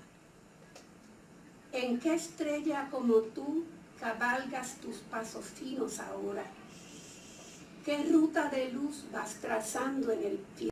Possibly the most important part was significant was at the beginning where she expressed our condolences for this unexpected and tragic, very sad death to Carlito and to all who are present. She also made a comment regarding the fact that Puerto Rico should eventually, indirectly stated there should be a free country again, the way it was when the Taínos were governing the country, and it's a solidarity from And well, for those that are not familiar with Sisa Bakari, it is basically a 90% Ecuadorian organization. It's been around for 19 years. I've been with the organization for some 18 years, and I've been in basically coordinating matters of labor affairs. We've managed to get hundreds of thousands of dollars over these years for undocumented workers. A year ago, we got some $330,000, for example, for workers at a car wash, all undocumented. And you don't see this on Facebook, you're not going to see it anywhere, even on La Voz Latina, which incidentally Carlito is one of the co-hosts of La Voz Latina, and we've got Edwin Chung Moline, who's also part of La Voz Latina with Información al Desnudo. But these things, it's hard work that is going on here in Queens, and we prefer to keep this low profile. Finally, I do want to say that this center is open to everybody who is here. It's 90% Ecuadorian, but there are also Colombians, Dominicans, Puerto Rican, everything you can imagine. We've even had some Anglos that are members, and South Asian brothers and sisters who have become members of Sisa Bacardi over the years. And we offer courses in music, computer, also English, and solidarity in terms of also immigration problems that people may have, and also housing. We are here thanks to this guy here, Gorayev. He pays the rent here. He probably very much in solidarity with our efforts. He never has told us once what we should say or not say. And I personally am a Marxist-Leninist, and I'm also a member of the Green Party, and we have no problems, and he has no problems with any of that. And Fanny Guadalupe is a person who has fought consistently for the rights of immigrant workers. And in fact, one of the points that she mentioned at the end is that we have to unite in this period of xenophobia, and we're talking about the Trump administration, right, and all the attacks on the immigrant community. So, winding up, it's open to everybody also, so we hope that anybody, whoever needs to have a cultural, social, community event, it is here for everybody. Thank you.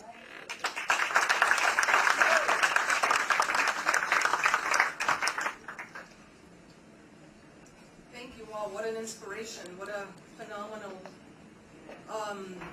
statement of solidarity we heard. And I think this is important because Anna lived a life of solidarity. And we know that she dedicated her entire life to teaching. She was an educator. And she worked with immigrant communities in New York. And this was really at the center of her life. We are going to move on now to Anna herself. We have a video of Anna reciting one of her poems, and this video was captured on New Year's Day in 2017. It was captured by Carlito, who accompanied Anna that day to the Nuyorican Poets Cafe, and as you probably know, this is a tradition at the Nuyorican Poets Cafe to bring in the new year with poetry. So we are going to bring Anna to the center. Que siga hablando.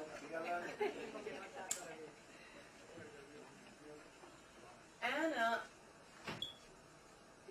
I think we need to bring a little levity into this conversation, and hopefully those of you who will speak about her life and her influence on you will lighten things up, because Anna was a firecracker, and she made you cry and she made you laugh. So in these troubled times, we need some of that levity, and we need some of those jokes to use to crack. Without further ado, Anna López Betancourt.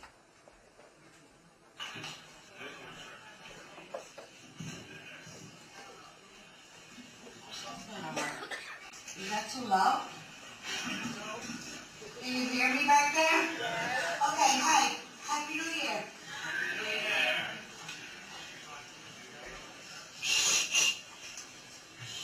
Writing down early evening musings to answer a question you asked me last year on the solstice, darkest night of the year. Who am I?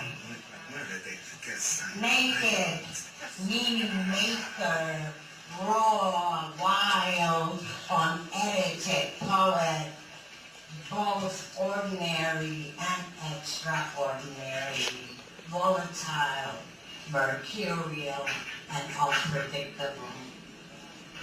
I am a poet, not a mommy, not a whore, not a virgin, no Lolita, but poet. I am a poet, joyous, mysterious, tearful and angry, forgiving, enraged, and enraging.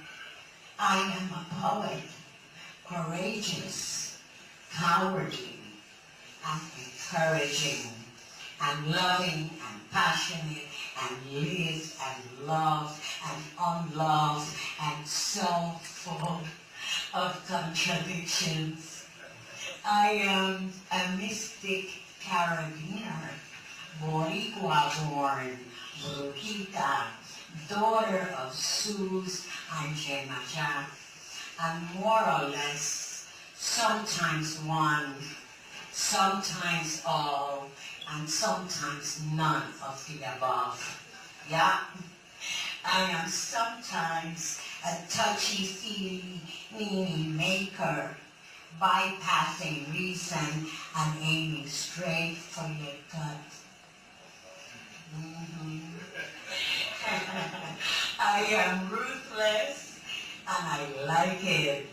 I am breathless, no quarter given, none asked for. Who the fuck do I think I am? Was that the question?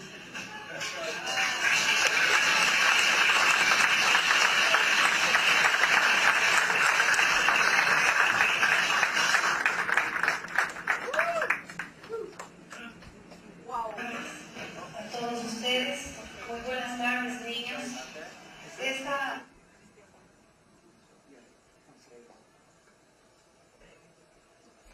Okay, she brought the sass to us.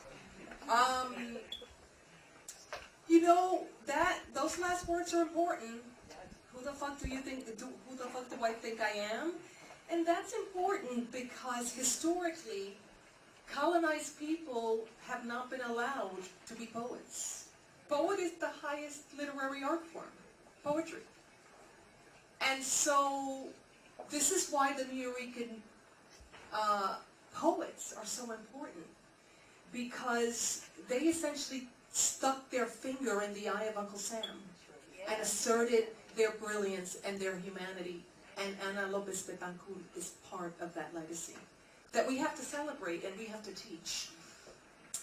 And so here to talk about Ana and her own coming of age in this period is Mirna Martinez. Mirna Nieves is a very important person in Ana's life. She was her mentor. She herself is a poet and an expert in the field of poetry. And she was also a friend to Ana. So without further ado, Mirna Nieves.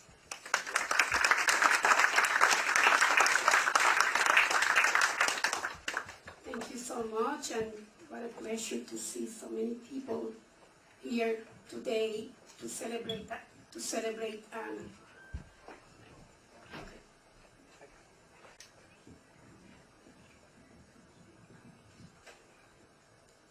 So I would like to speak a little bit about Ana, and then Carlito, on my right, I'm going to read a poem by Ana and a poem by Luisa. Just wanted to make sure. Three aspects of Ana, and it's a closer look, it's a personal account. It's the aspect of Ana as a student, the Ana as my friend, and a little bit about Ana's poetry. So I wrote some things, so this I'm going to tell. Ana was a very bright student. She entered Boricua College to study her Bachelor's of Arts, and she also did some graduate studies.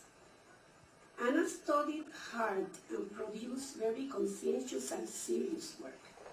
She was not a passing student. She was always deeply interested in the subject matter and completed work of very good quality. But she was really an excellent student. She took her education very seriously and participated actively in my classes. Her insights into the literature of Nuyorican, Puerto Rican, Caribbean, and Latin American writers sometimes surprised me and nurtured me as much as she said my classes nurtured her.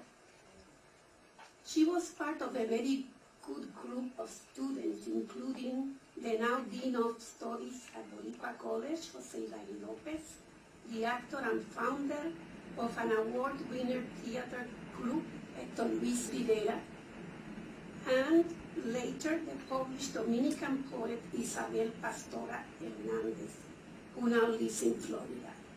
So she was a part of a very unique group of students at that time.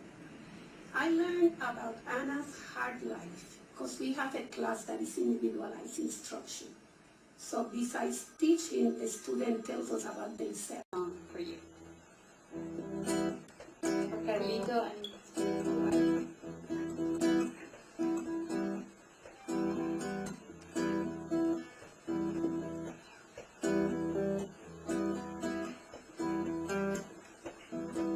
yo sé lo que son los encantos de mi Borinquen hermosa.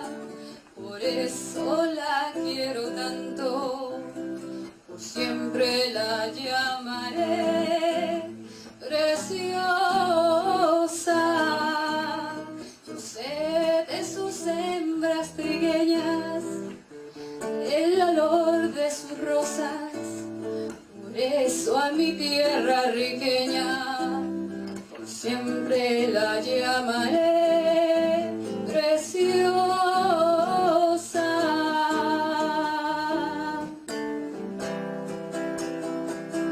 Isla del Caribe,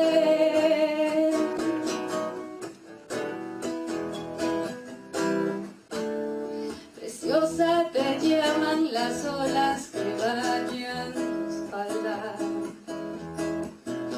preciosa por ser un encanto, por ser un Edén.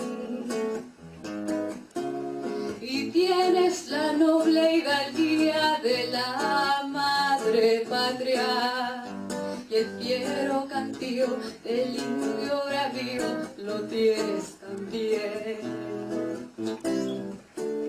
Preciosa te llaman los bardos que cantan tu historia.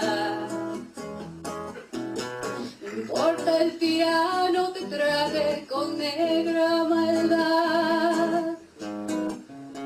Preciosa serás sin banderas, ni lauros, ni glorias. Oh, preciosa, preciosa, te llaman los hijos de la libertad.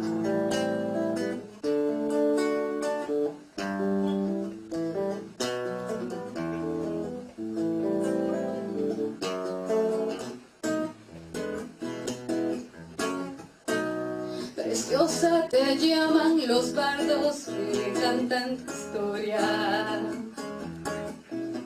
Preciosa por ser un encanto, por ser un Edén.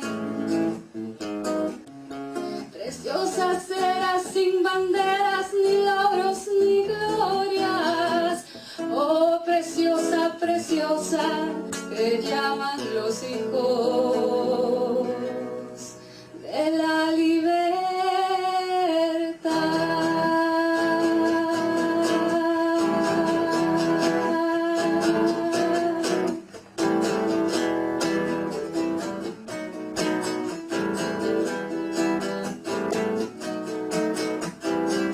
Preciosa te llevo dentro de mi corazón, y aunque pase mucho el tiempo, en mí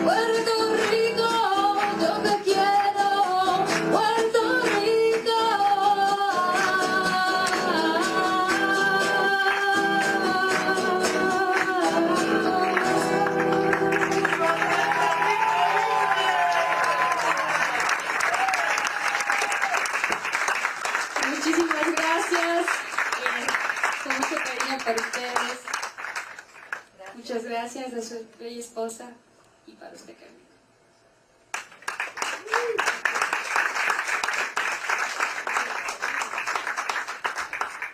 Wow, thank you, Maria. That was beautiful. And I was all choked up during that song because even though I'm not Puerto Rican, I'm Dominican and I stand in solidarity with Puerto Ricans. But there's something about oppression and colonization that yells out injustice.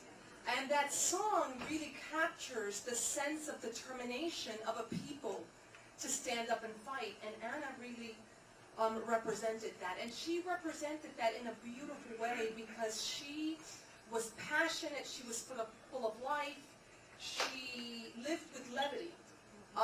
As much as she lived a life of service and politics. We are going to hear now from Vila, who's going to welcome us, and as you know, he is the co-director of the Sisa Pacari Cultural and Labor Center that has been gracious enough to host us. So, Daniel.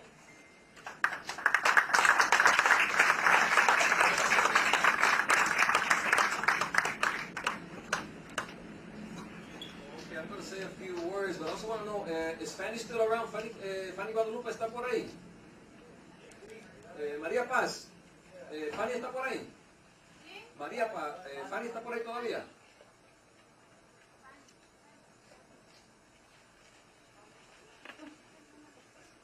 Para que venga Fanny primero, entonces yo le doy seguimiento, porque acompañar a Fanny quisiera presentarla, es la directora de Sisa Pacari Centro Cultural Laboral por 19 años.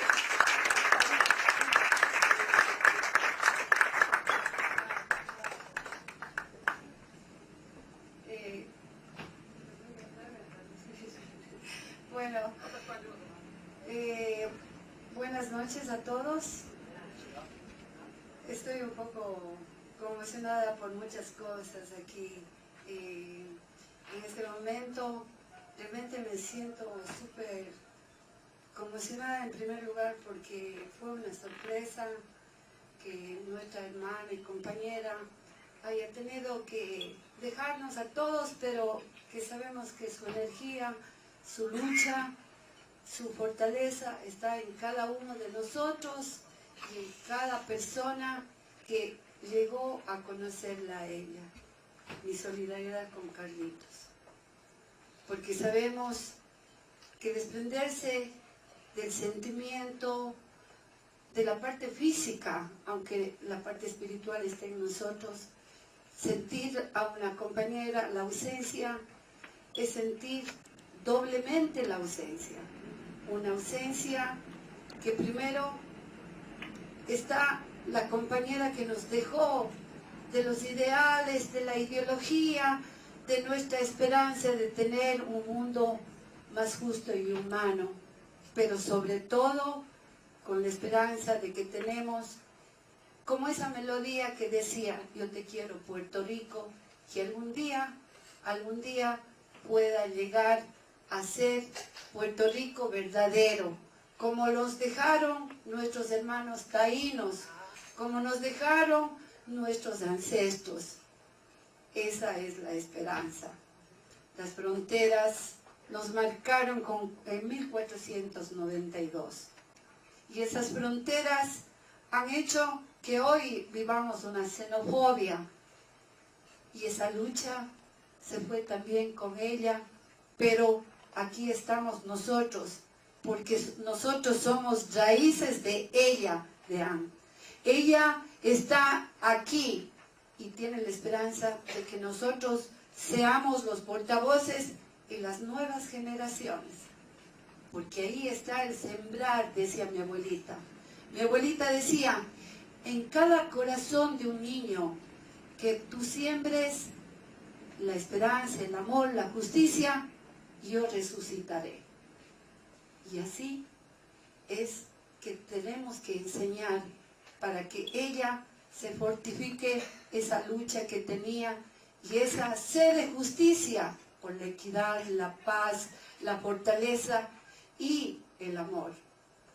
desprenderse, Carlito, del amor es duro. No sentir sus caricias, no sentir su mirada, no sentir el diálogo, no sentir la comida frente a frente, es llorar doblemente la ausencia. Pero hoy tiene un camino por recorrer. Aquí todos tienen Sisa Pacari. Este es un espacio comunitario para todos. Y lo más importante, aquí en nuestros barrios tenemos que tener la esperanza de que los migrantes todos absolutamente, desde toda Vía Yala, desde Alaska hasta la Patagonia, seamos todos unidos, hermanos del águila, hermanos del quetzal en Centroamérica y del cóndor, seamos y busquemos una América unida, una América llena de esperanzas. Que viva la unidad y que viva Anne, porque ella está aquí esta noche presente en cada uno de vuestros corazones. Mi solidaridad, hermano. Gracias, hermano. Paz y luz para usted. Paz y luz para todos los que la conocieron. Siempre esté con nosotros. Así sea.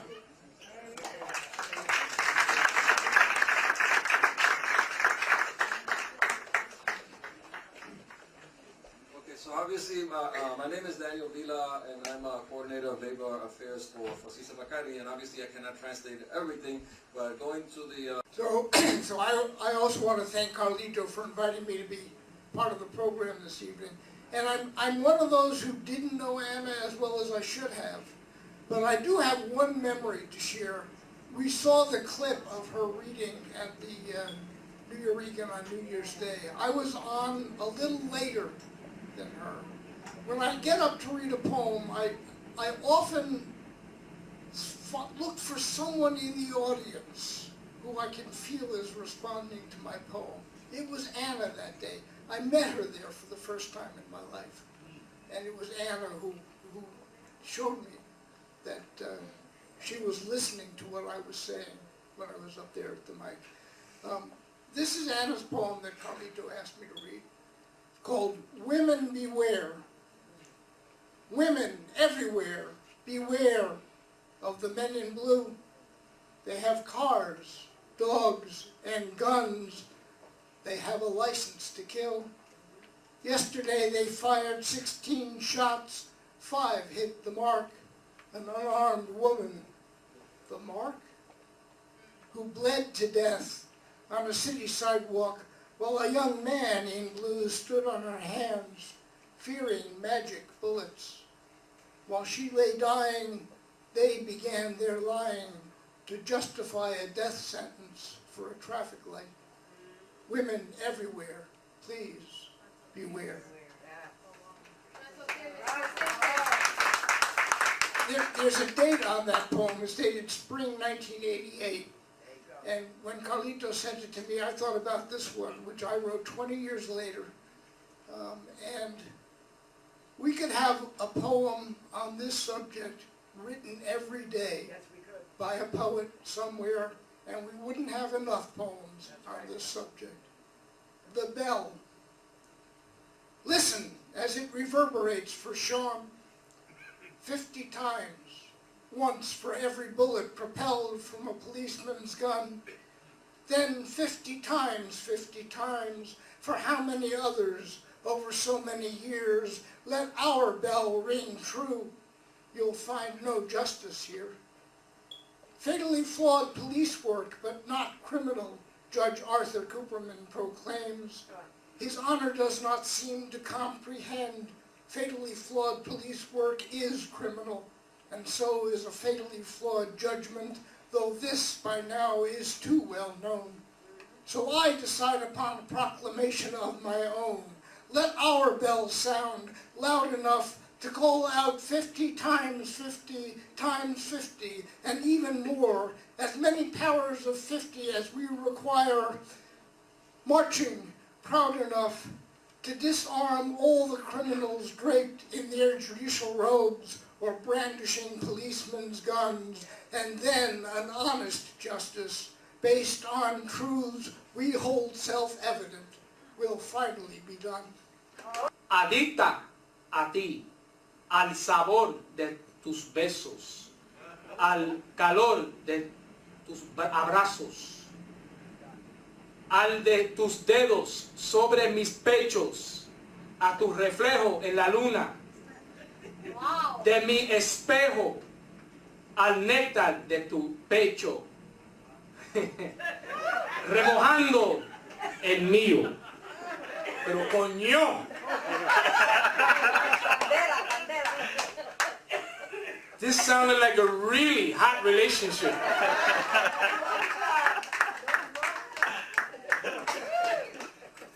Carlito, man, coño.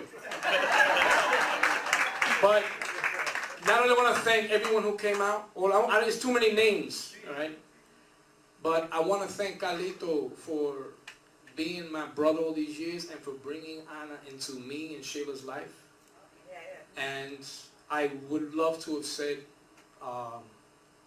without crying, I would love to have said that she got to meet our baby boy, which I'm going to bring over in about 10 minutes. I'm going to go pick him up. For those of you who are still around, you can meet him. She touched my wife's womb on a regular basis. Every time we went to the house, she was kissing the baby. One of the people who told us that the baby was on the way before any doctor, before any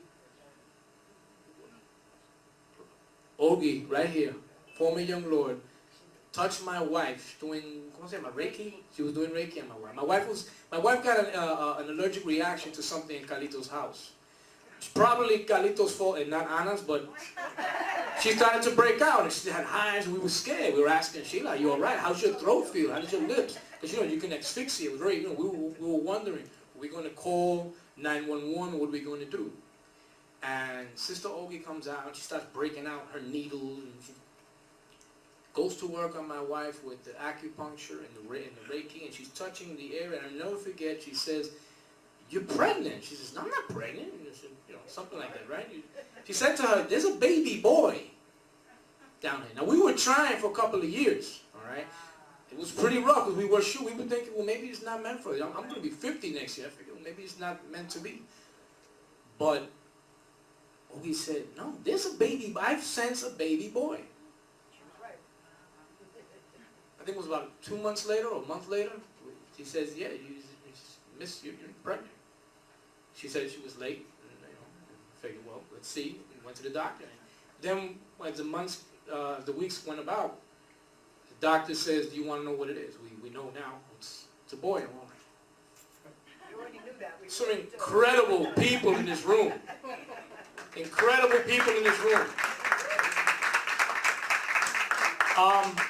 So that's all I have to say.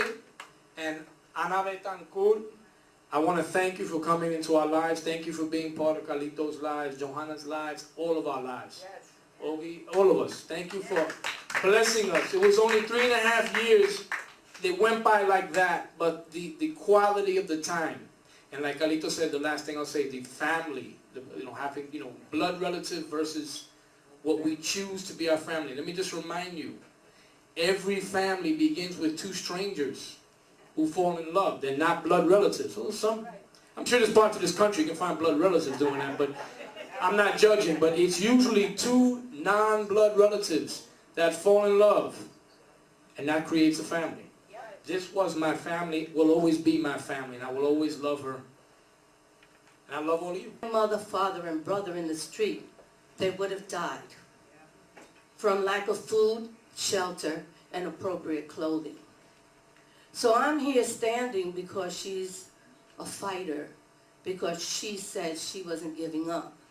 And I grew up being her translator, and as her translator, I learned how vicious the society was with its poverty and denial of access and disenfranchising people based on the color of their skin or their nationality. And I determined when I was 13 that I would fight that. And that's how I became a young lord. Now, Anna and I became friends, And I can't say I didn't know her, because God has graced me. For those who don't believe in God, I'm a spiritual being. I'm not a religious being. And I became a spiritual being when I hit menopause, and I became an empathic. I would walk by people and I would feel their feelings, which is what helped me to be a good Reiki person. Because when I'm giving treatment, the spirit in me is feeling the spirit in them and whatever is wrong in their bodies. So I believe myself to be a spiritual being having a human experience. And as a spiritual being, I'm connected to all things and all people. And therefore, Anna and I clicked because she was a Buddhist who had similar beliefs. But we didn't drop our beliefs for freedom. We didn't drop our beliefs for equality. We didn't drop our beliefs because we're spiritual beings having a human experience. It was more enhanced. It was more enhanced because we understand that beneath this body is an energy that has no beginning and no end.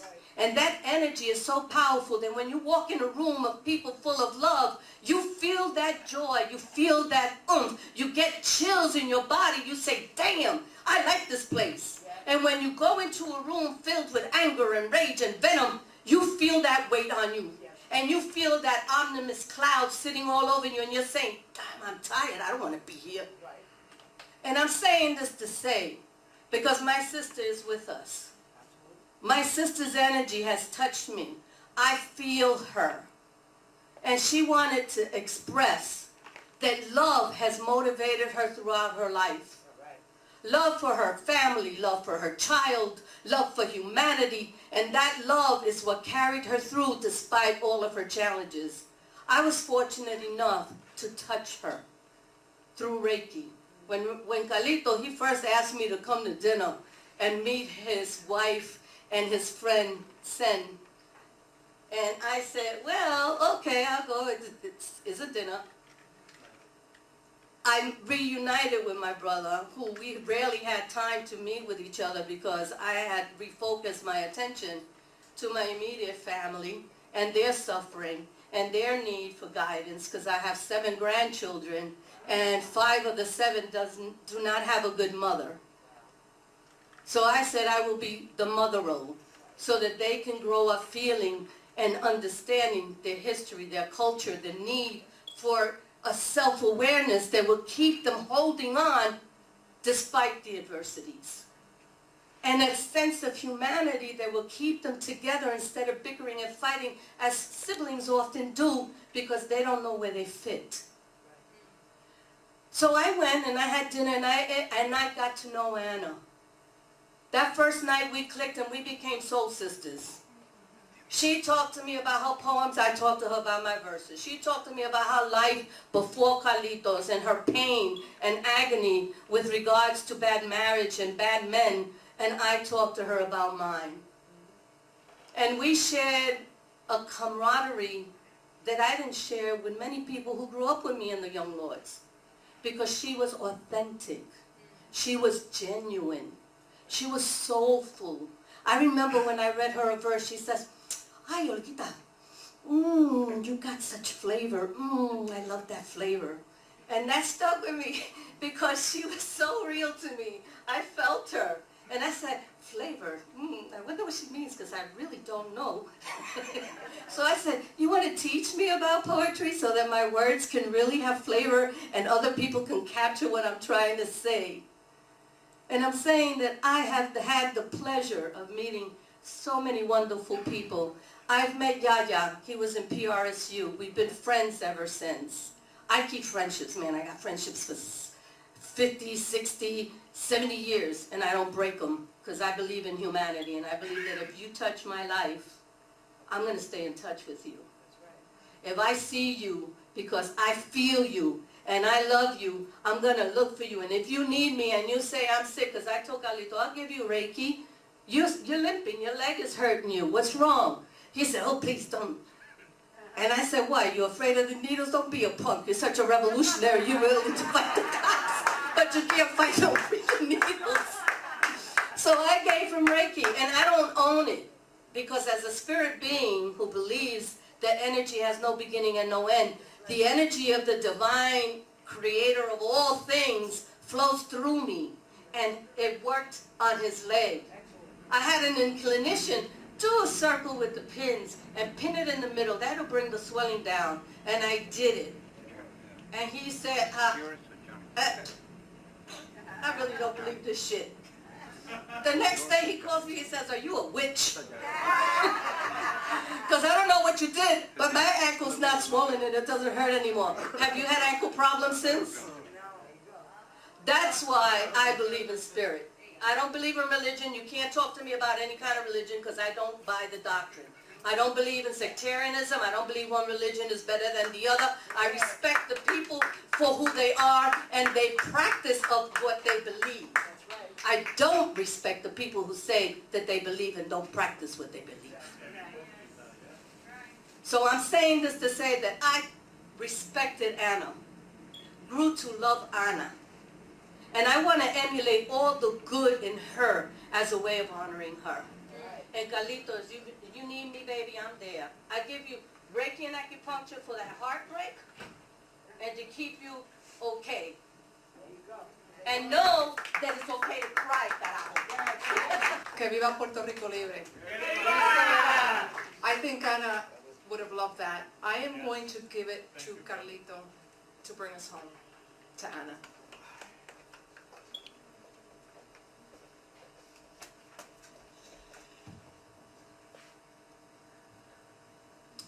I want you guys to know that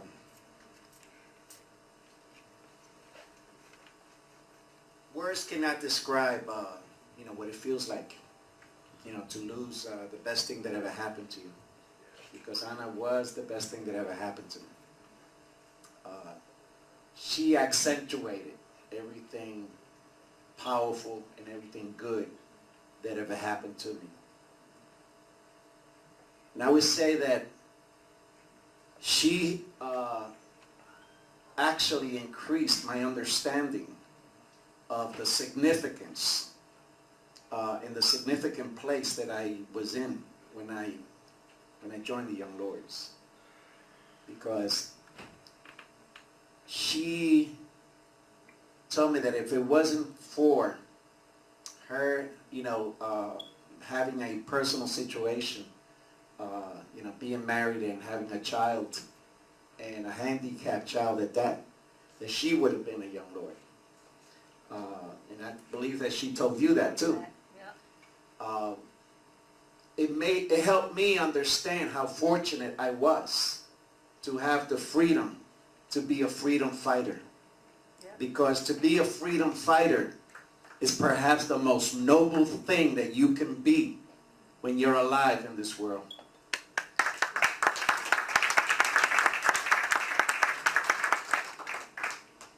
But what is also just as equally noble is to have a partner like Ana to give you that kind of encouragement and support. Because one thing Ana never did, and I wish there were certain people here tonight who like to expound the fallacy that she was not political. Because tonight you heard it from her own mouth of how political she was. She understood what I represented. And I hope that camera is still running, because I want those people to see and hear what was Ana's words from her own mind. She was, in essence, one who would have participated in a revolutionary struggle in this country, and a freedom struggle for a free Puerto Rico. There's no doubt about it, because you could sense in her poetry the rage that she had, the contempt that she had for oppression. When you open up your couch, when you open up your home to those in need, that by default is a revolutionary act. Okay? And you know, I lived with Ana. I got to feel her soul. She got to feel mine. At times she had to slap my shit around. Set me straight, okay? Because I'm no hell of a bargain. You know, and she, be quiet. You know, and she made me a better man. She made me a better person, but most important of all, she enhanced my perception of life and my perception of what my role is in life. And I will take everything that she, you know, said to me throughout the years that we were together to help me entrench myself further in revolutionary struggle. Okay? And I'd like to thank everyone that's here tonight. You know, because your presence actually helps in the process of healing. You know? There's no magic to healing. We love you. Thank you. Thank you. You know, there's no magic to that. You know, all that one can do is appreciate what you had. I will appreciate Ana for as long as I live. But most important of all, I strive to give it back. I strive to give it back by being a better, continuing to be a better person, continuing to be a better revolutionary. So look out, oppressors. You know, here I come. I'd like to thank everybody here tonight for coming. It meant a lot to me. And as I said previously, blood relations do not define what family means. You know, the love that I received from my comrades, you know, in particular, Johanna Fernandez, Andy McNary, Frank Vergara, and many others, especially Milna Nieves, who we were never tight before, but now we became tight because we talk every damn day. You know, those things mean a lot. You know, when somebody is able to say words to you that actually serve as bandages to an open cut. You know, in this case, it's emotional. Muy buenas noches. This is such a beautiful gathering. This is such a wonderful gathering. And I just want to say to all the folks who should have known Ana better, I never got to meet Ana. I'm here, and you know, in the African tradition, we say when you speak the name of the ancestor, they live amongst us. So her name is being spoken, Ana López Betancourt, Ashe. So, you know, one of the things about Facebook, with all of the nonsense and ridiculousness and michigas, my favorite Yiddish word, this and idiocy in Facebook, you get to meet some wonderful people sometimes. So I met this man through Facebook. And I just, you know, I fell in love with his mentality because he's not a cynic. He still believes that, you know, you can fight for the good, and there's a reason to fight for good. He hasn't given in yet. We're the same age, and you know, when he was with the Young Lords, I was getting ready to get thrown out of my house by my dad for cutting school to go listen to Huey Newton and Bobby Seale give lectures at Mary College. And later on, both Huey Newton and Bobby Seale have come to my concerts, and here it be played. But the thing was that you know, Carlito said, you know, you're going to come over here sometime and have dinner with us, you know, and meet Ana. And then she took ill, and I never got to happen. So I never got to meet Ana. But she knew about me because I said something. Carlito was talking about he was going to marry her, and I was like, blood, you know, get with that woman, take care of that woman, do not let that relationship go, whatever. I said it in a way that was funny. He said he told everybody she got a kick out of it, you know. But I was like, you know, I'm a jazz musician, you know. We don't make relationships work, that's the problem. So I've come to this part of my life where I'm encouraging people to make your relationship. You know, if you got a good woman, man, ain't nothing out here in these streets. If you got you a good woman, you hold on to that, bro. So as I was telling you, she got a kick out of that. But the other main thing was that Ana was an advocate for the freedom and self-determination of Puerto Rico. And that's the thing with me too, you know, because somehow, you know, here in New York, it's not the same way in every city maybe, but here in New York, you know, the African American and the Puerto Rican we're kindred ethnicities, you know. We both much alike.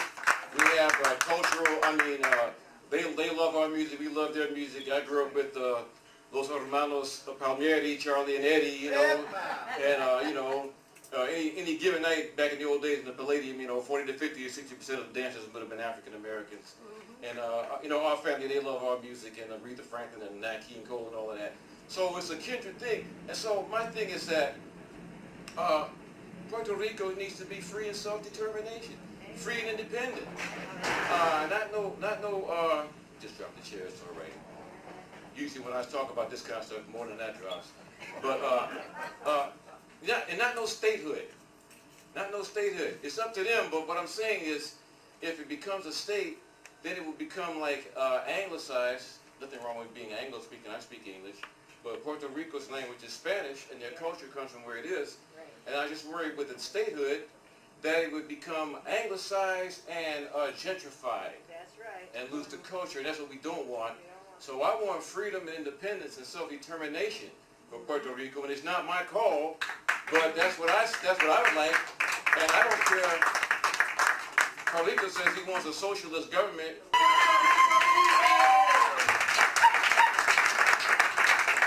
But it should be their choice. It should be their decision, the people of Puerto Rico, not the United States or any imperial power making the decision for them. Whether they want a socialist government or a communist government or a parliamentary democracy, it's their choice, the people of Puerto Rico. So, in honor of Ana, I wrote a poem a while ago, and it's about my people, but it also is about, it's about all of the people who have been under the thumb of colonial domination. And it's about reparations. And you can make a case that the people of Puerto Rico are owed reparations. So my thing is, I'm just going to run this little poem right quick, and I hope I remember all of it, and I can run it. You know what I'm saying? It's to repair the damage, right? Supposedly to repair the damage. All right. I wonder what they mean by repair the damage. Are they serious? I wonder how they think they could ever manage. Are they serious? They can't even hear us, can't even get near us. They took our land names and freedom, and they fear us? How in the hell can that be? They got all them WMDs to maintain their security. Another example of relative morality, because WMDs must be denied to me and all those who oppose the dynasty. What they so afraid of? We all melt back into the clay we was made of. Do you quest to live forever? Whoever you are, the end of your term will come. So believers stay firm and bow down to none but the one who created the heavens and earth. That's if you know what this life is worth. Which brings me to the subject of reparations. I've never seen nobody pay reparations to anybody unless they had an independent nation somewhere on this earth. Now some of us believe they ought to hit us off, like the Jews who they used to abuse, the Native Americans or the Japanese. But there's one difference between us and these. All of them can claim an independent nation somewhere on this earth. Where is ours? I think of the hours our ancestors spent in a hull of a slave ship, how our history was turned into a blip in the annals, cut off all our channels to any knowledge of self and kind. And when I opened my eyes and looked it up, I was astonished to find magnificent civilizations, great nations. The Moors, of course, are much, much more. Ashanti, Yoruba, Hausa, Igbo. How did we come from all that to be Negroes? Dogon, Bambara, Malinke, Soninke, Songhay, the most distinguished nations of all back in the day. And then it all went wrong. And today the whole world dances to the lament in my blues song. I sing it so strong because I long for freedom. And because of my wealth is possessed by the heathen. Do they think that they can make it all right again with a monetary payment while they still wearing our raiment? I don't believe that I could ever receive that from a man who denies and don't believe that divine justice means economic justice. And if you don't accept any doctrine, you can trust this. Defeated nations seek reparations. Victorious nations command tribute. Haile Vinizu. What I want for reparations, I want a free and independent nation. Sovereignty and self-determination. That's the only situation that'll satisfy. Throw your hands up high if you hear me though. Defeated nations seek reparations. Victorious nations command tribute. Holla if you nizu. What I want for reparations, I want a free and independent nation. Sovereignty and self-determination. That's the only situation that'll satisfy. Throw your hands up high if you hear me though. Defeated nations seek reparations. Victorious nations command tribute. Holla if you nizu. What I want for reparations, I want a free and independent nation. Sovereignty and self-determination. That's the only situation that'll satisfy. I won't tell you no lie. I wonder when we're going to wake up and realize the breakup of the black family is a major calamity. And how they going to pay us back that? A lot of niggas figure they bigger elites if they got a gap. Until they wake up, they figure they can make up for a lack of education by intimidation of another who's smaller or weaker. They got nothing but contempt for a spiritual seeker. This generation grew up witnessing degeneration, so they got no patience with sermons and pontification. A lot of niggas hope to die thinking they could escape, create a new fate. I can relate, but we still keep hating on our very own self, and it's a pity. Because every major American city seems to be a killing ground for young black men. It happens to us again and again. Now here you come, on the set, about to get wet. Ain't nothing dawned on you yet. And politicians perpetrating every goddamn day. Afraid of what an MC like me might say. Don't want nobody rapping to you about the RNA. Jamil Alameen, or Kwame Ture, or Imam Musa, not the stuff you used to. Or a cat like Mumia, who would die to free you, aspire to see you, become the world's true leader. I ain't tripping because your pants falling down. I'm trying to raise your mind up. My priorities are lined up. I knew you before you was born. Me and your daddy used to run around town putting that dawa down, knocking Caparoons down when they clown. It wasn't until your generation grew up, though, that I found out. Defeated nations seek reparations. Victorious nations command tribute. That's the real issue. Everything else is political rhetoric, flimsy like toilet tissue. Let that shit miss you. What I mean by reparations, I want a free and independent nation. Sovereignty and self-determination. That's the only situation that'll satisfy. Throw your hands up high if you hear me though. Defeated nations seek reparations. Victorious nations command tribute. Holla if you nizu. Huh? What I want for reparations, I want a free and independent nation. Sovereignty and self-determination. That's the only situation that'll satisfy. I love you. Good night.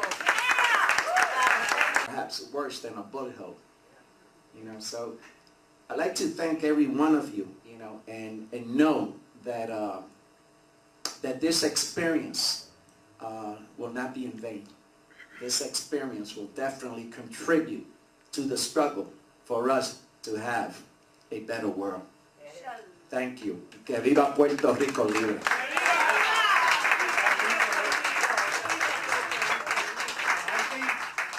For me, as a revolutionary, it's important to speak to what you've meant to me in the movement. Okay? When I met you in the struggle... Can you go over there? Yeah, can you go over here? It's okay.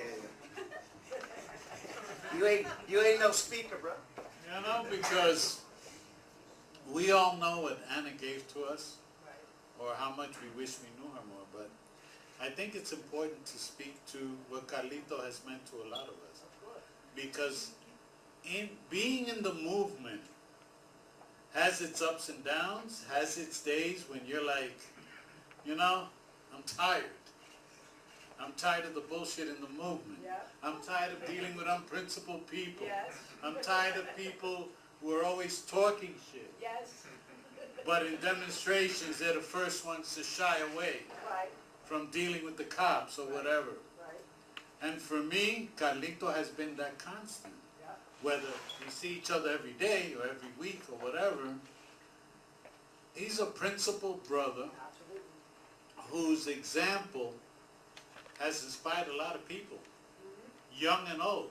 I have never seen in the movement someone, and you know, all us viejos, everybody talks about we need more young people, and every meeting we talk about the leaflet got to appeal to young people, and I always say to people, where are the young people supposed to come from when you all ain't working with goddamn young people?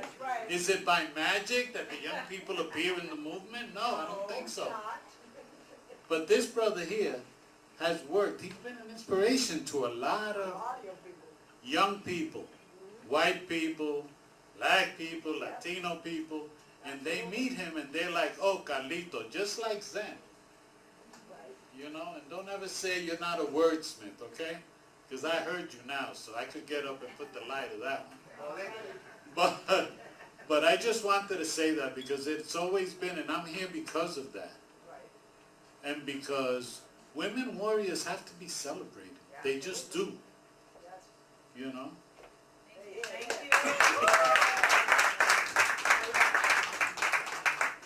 Bueno, mi gente, all good things come to an end. And the memorial for Ana is not just tonight. The memorial for Ana is every day. Every day. And the best way to honor the memory of Ana is to live like her. Because she was definitely a warrior. You know, and that's how I will remember Ana, as a woman warrior. Ana López Betancourt, presente, y que viva Puerto Rico libre.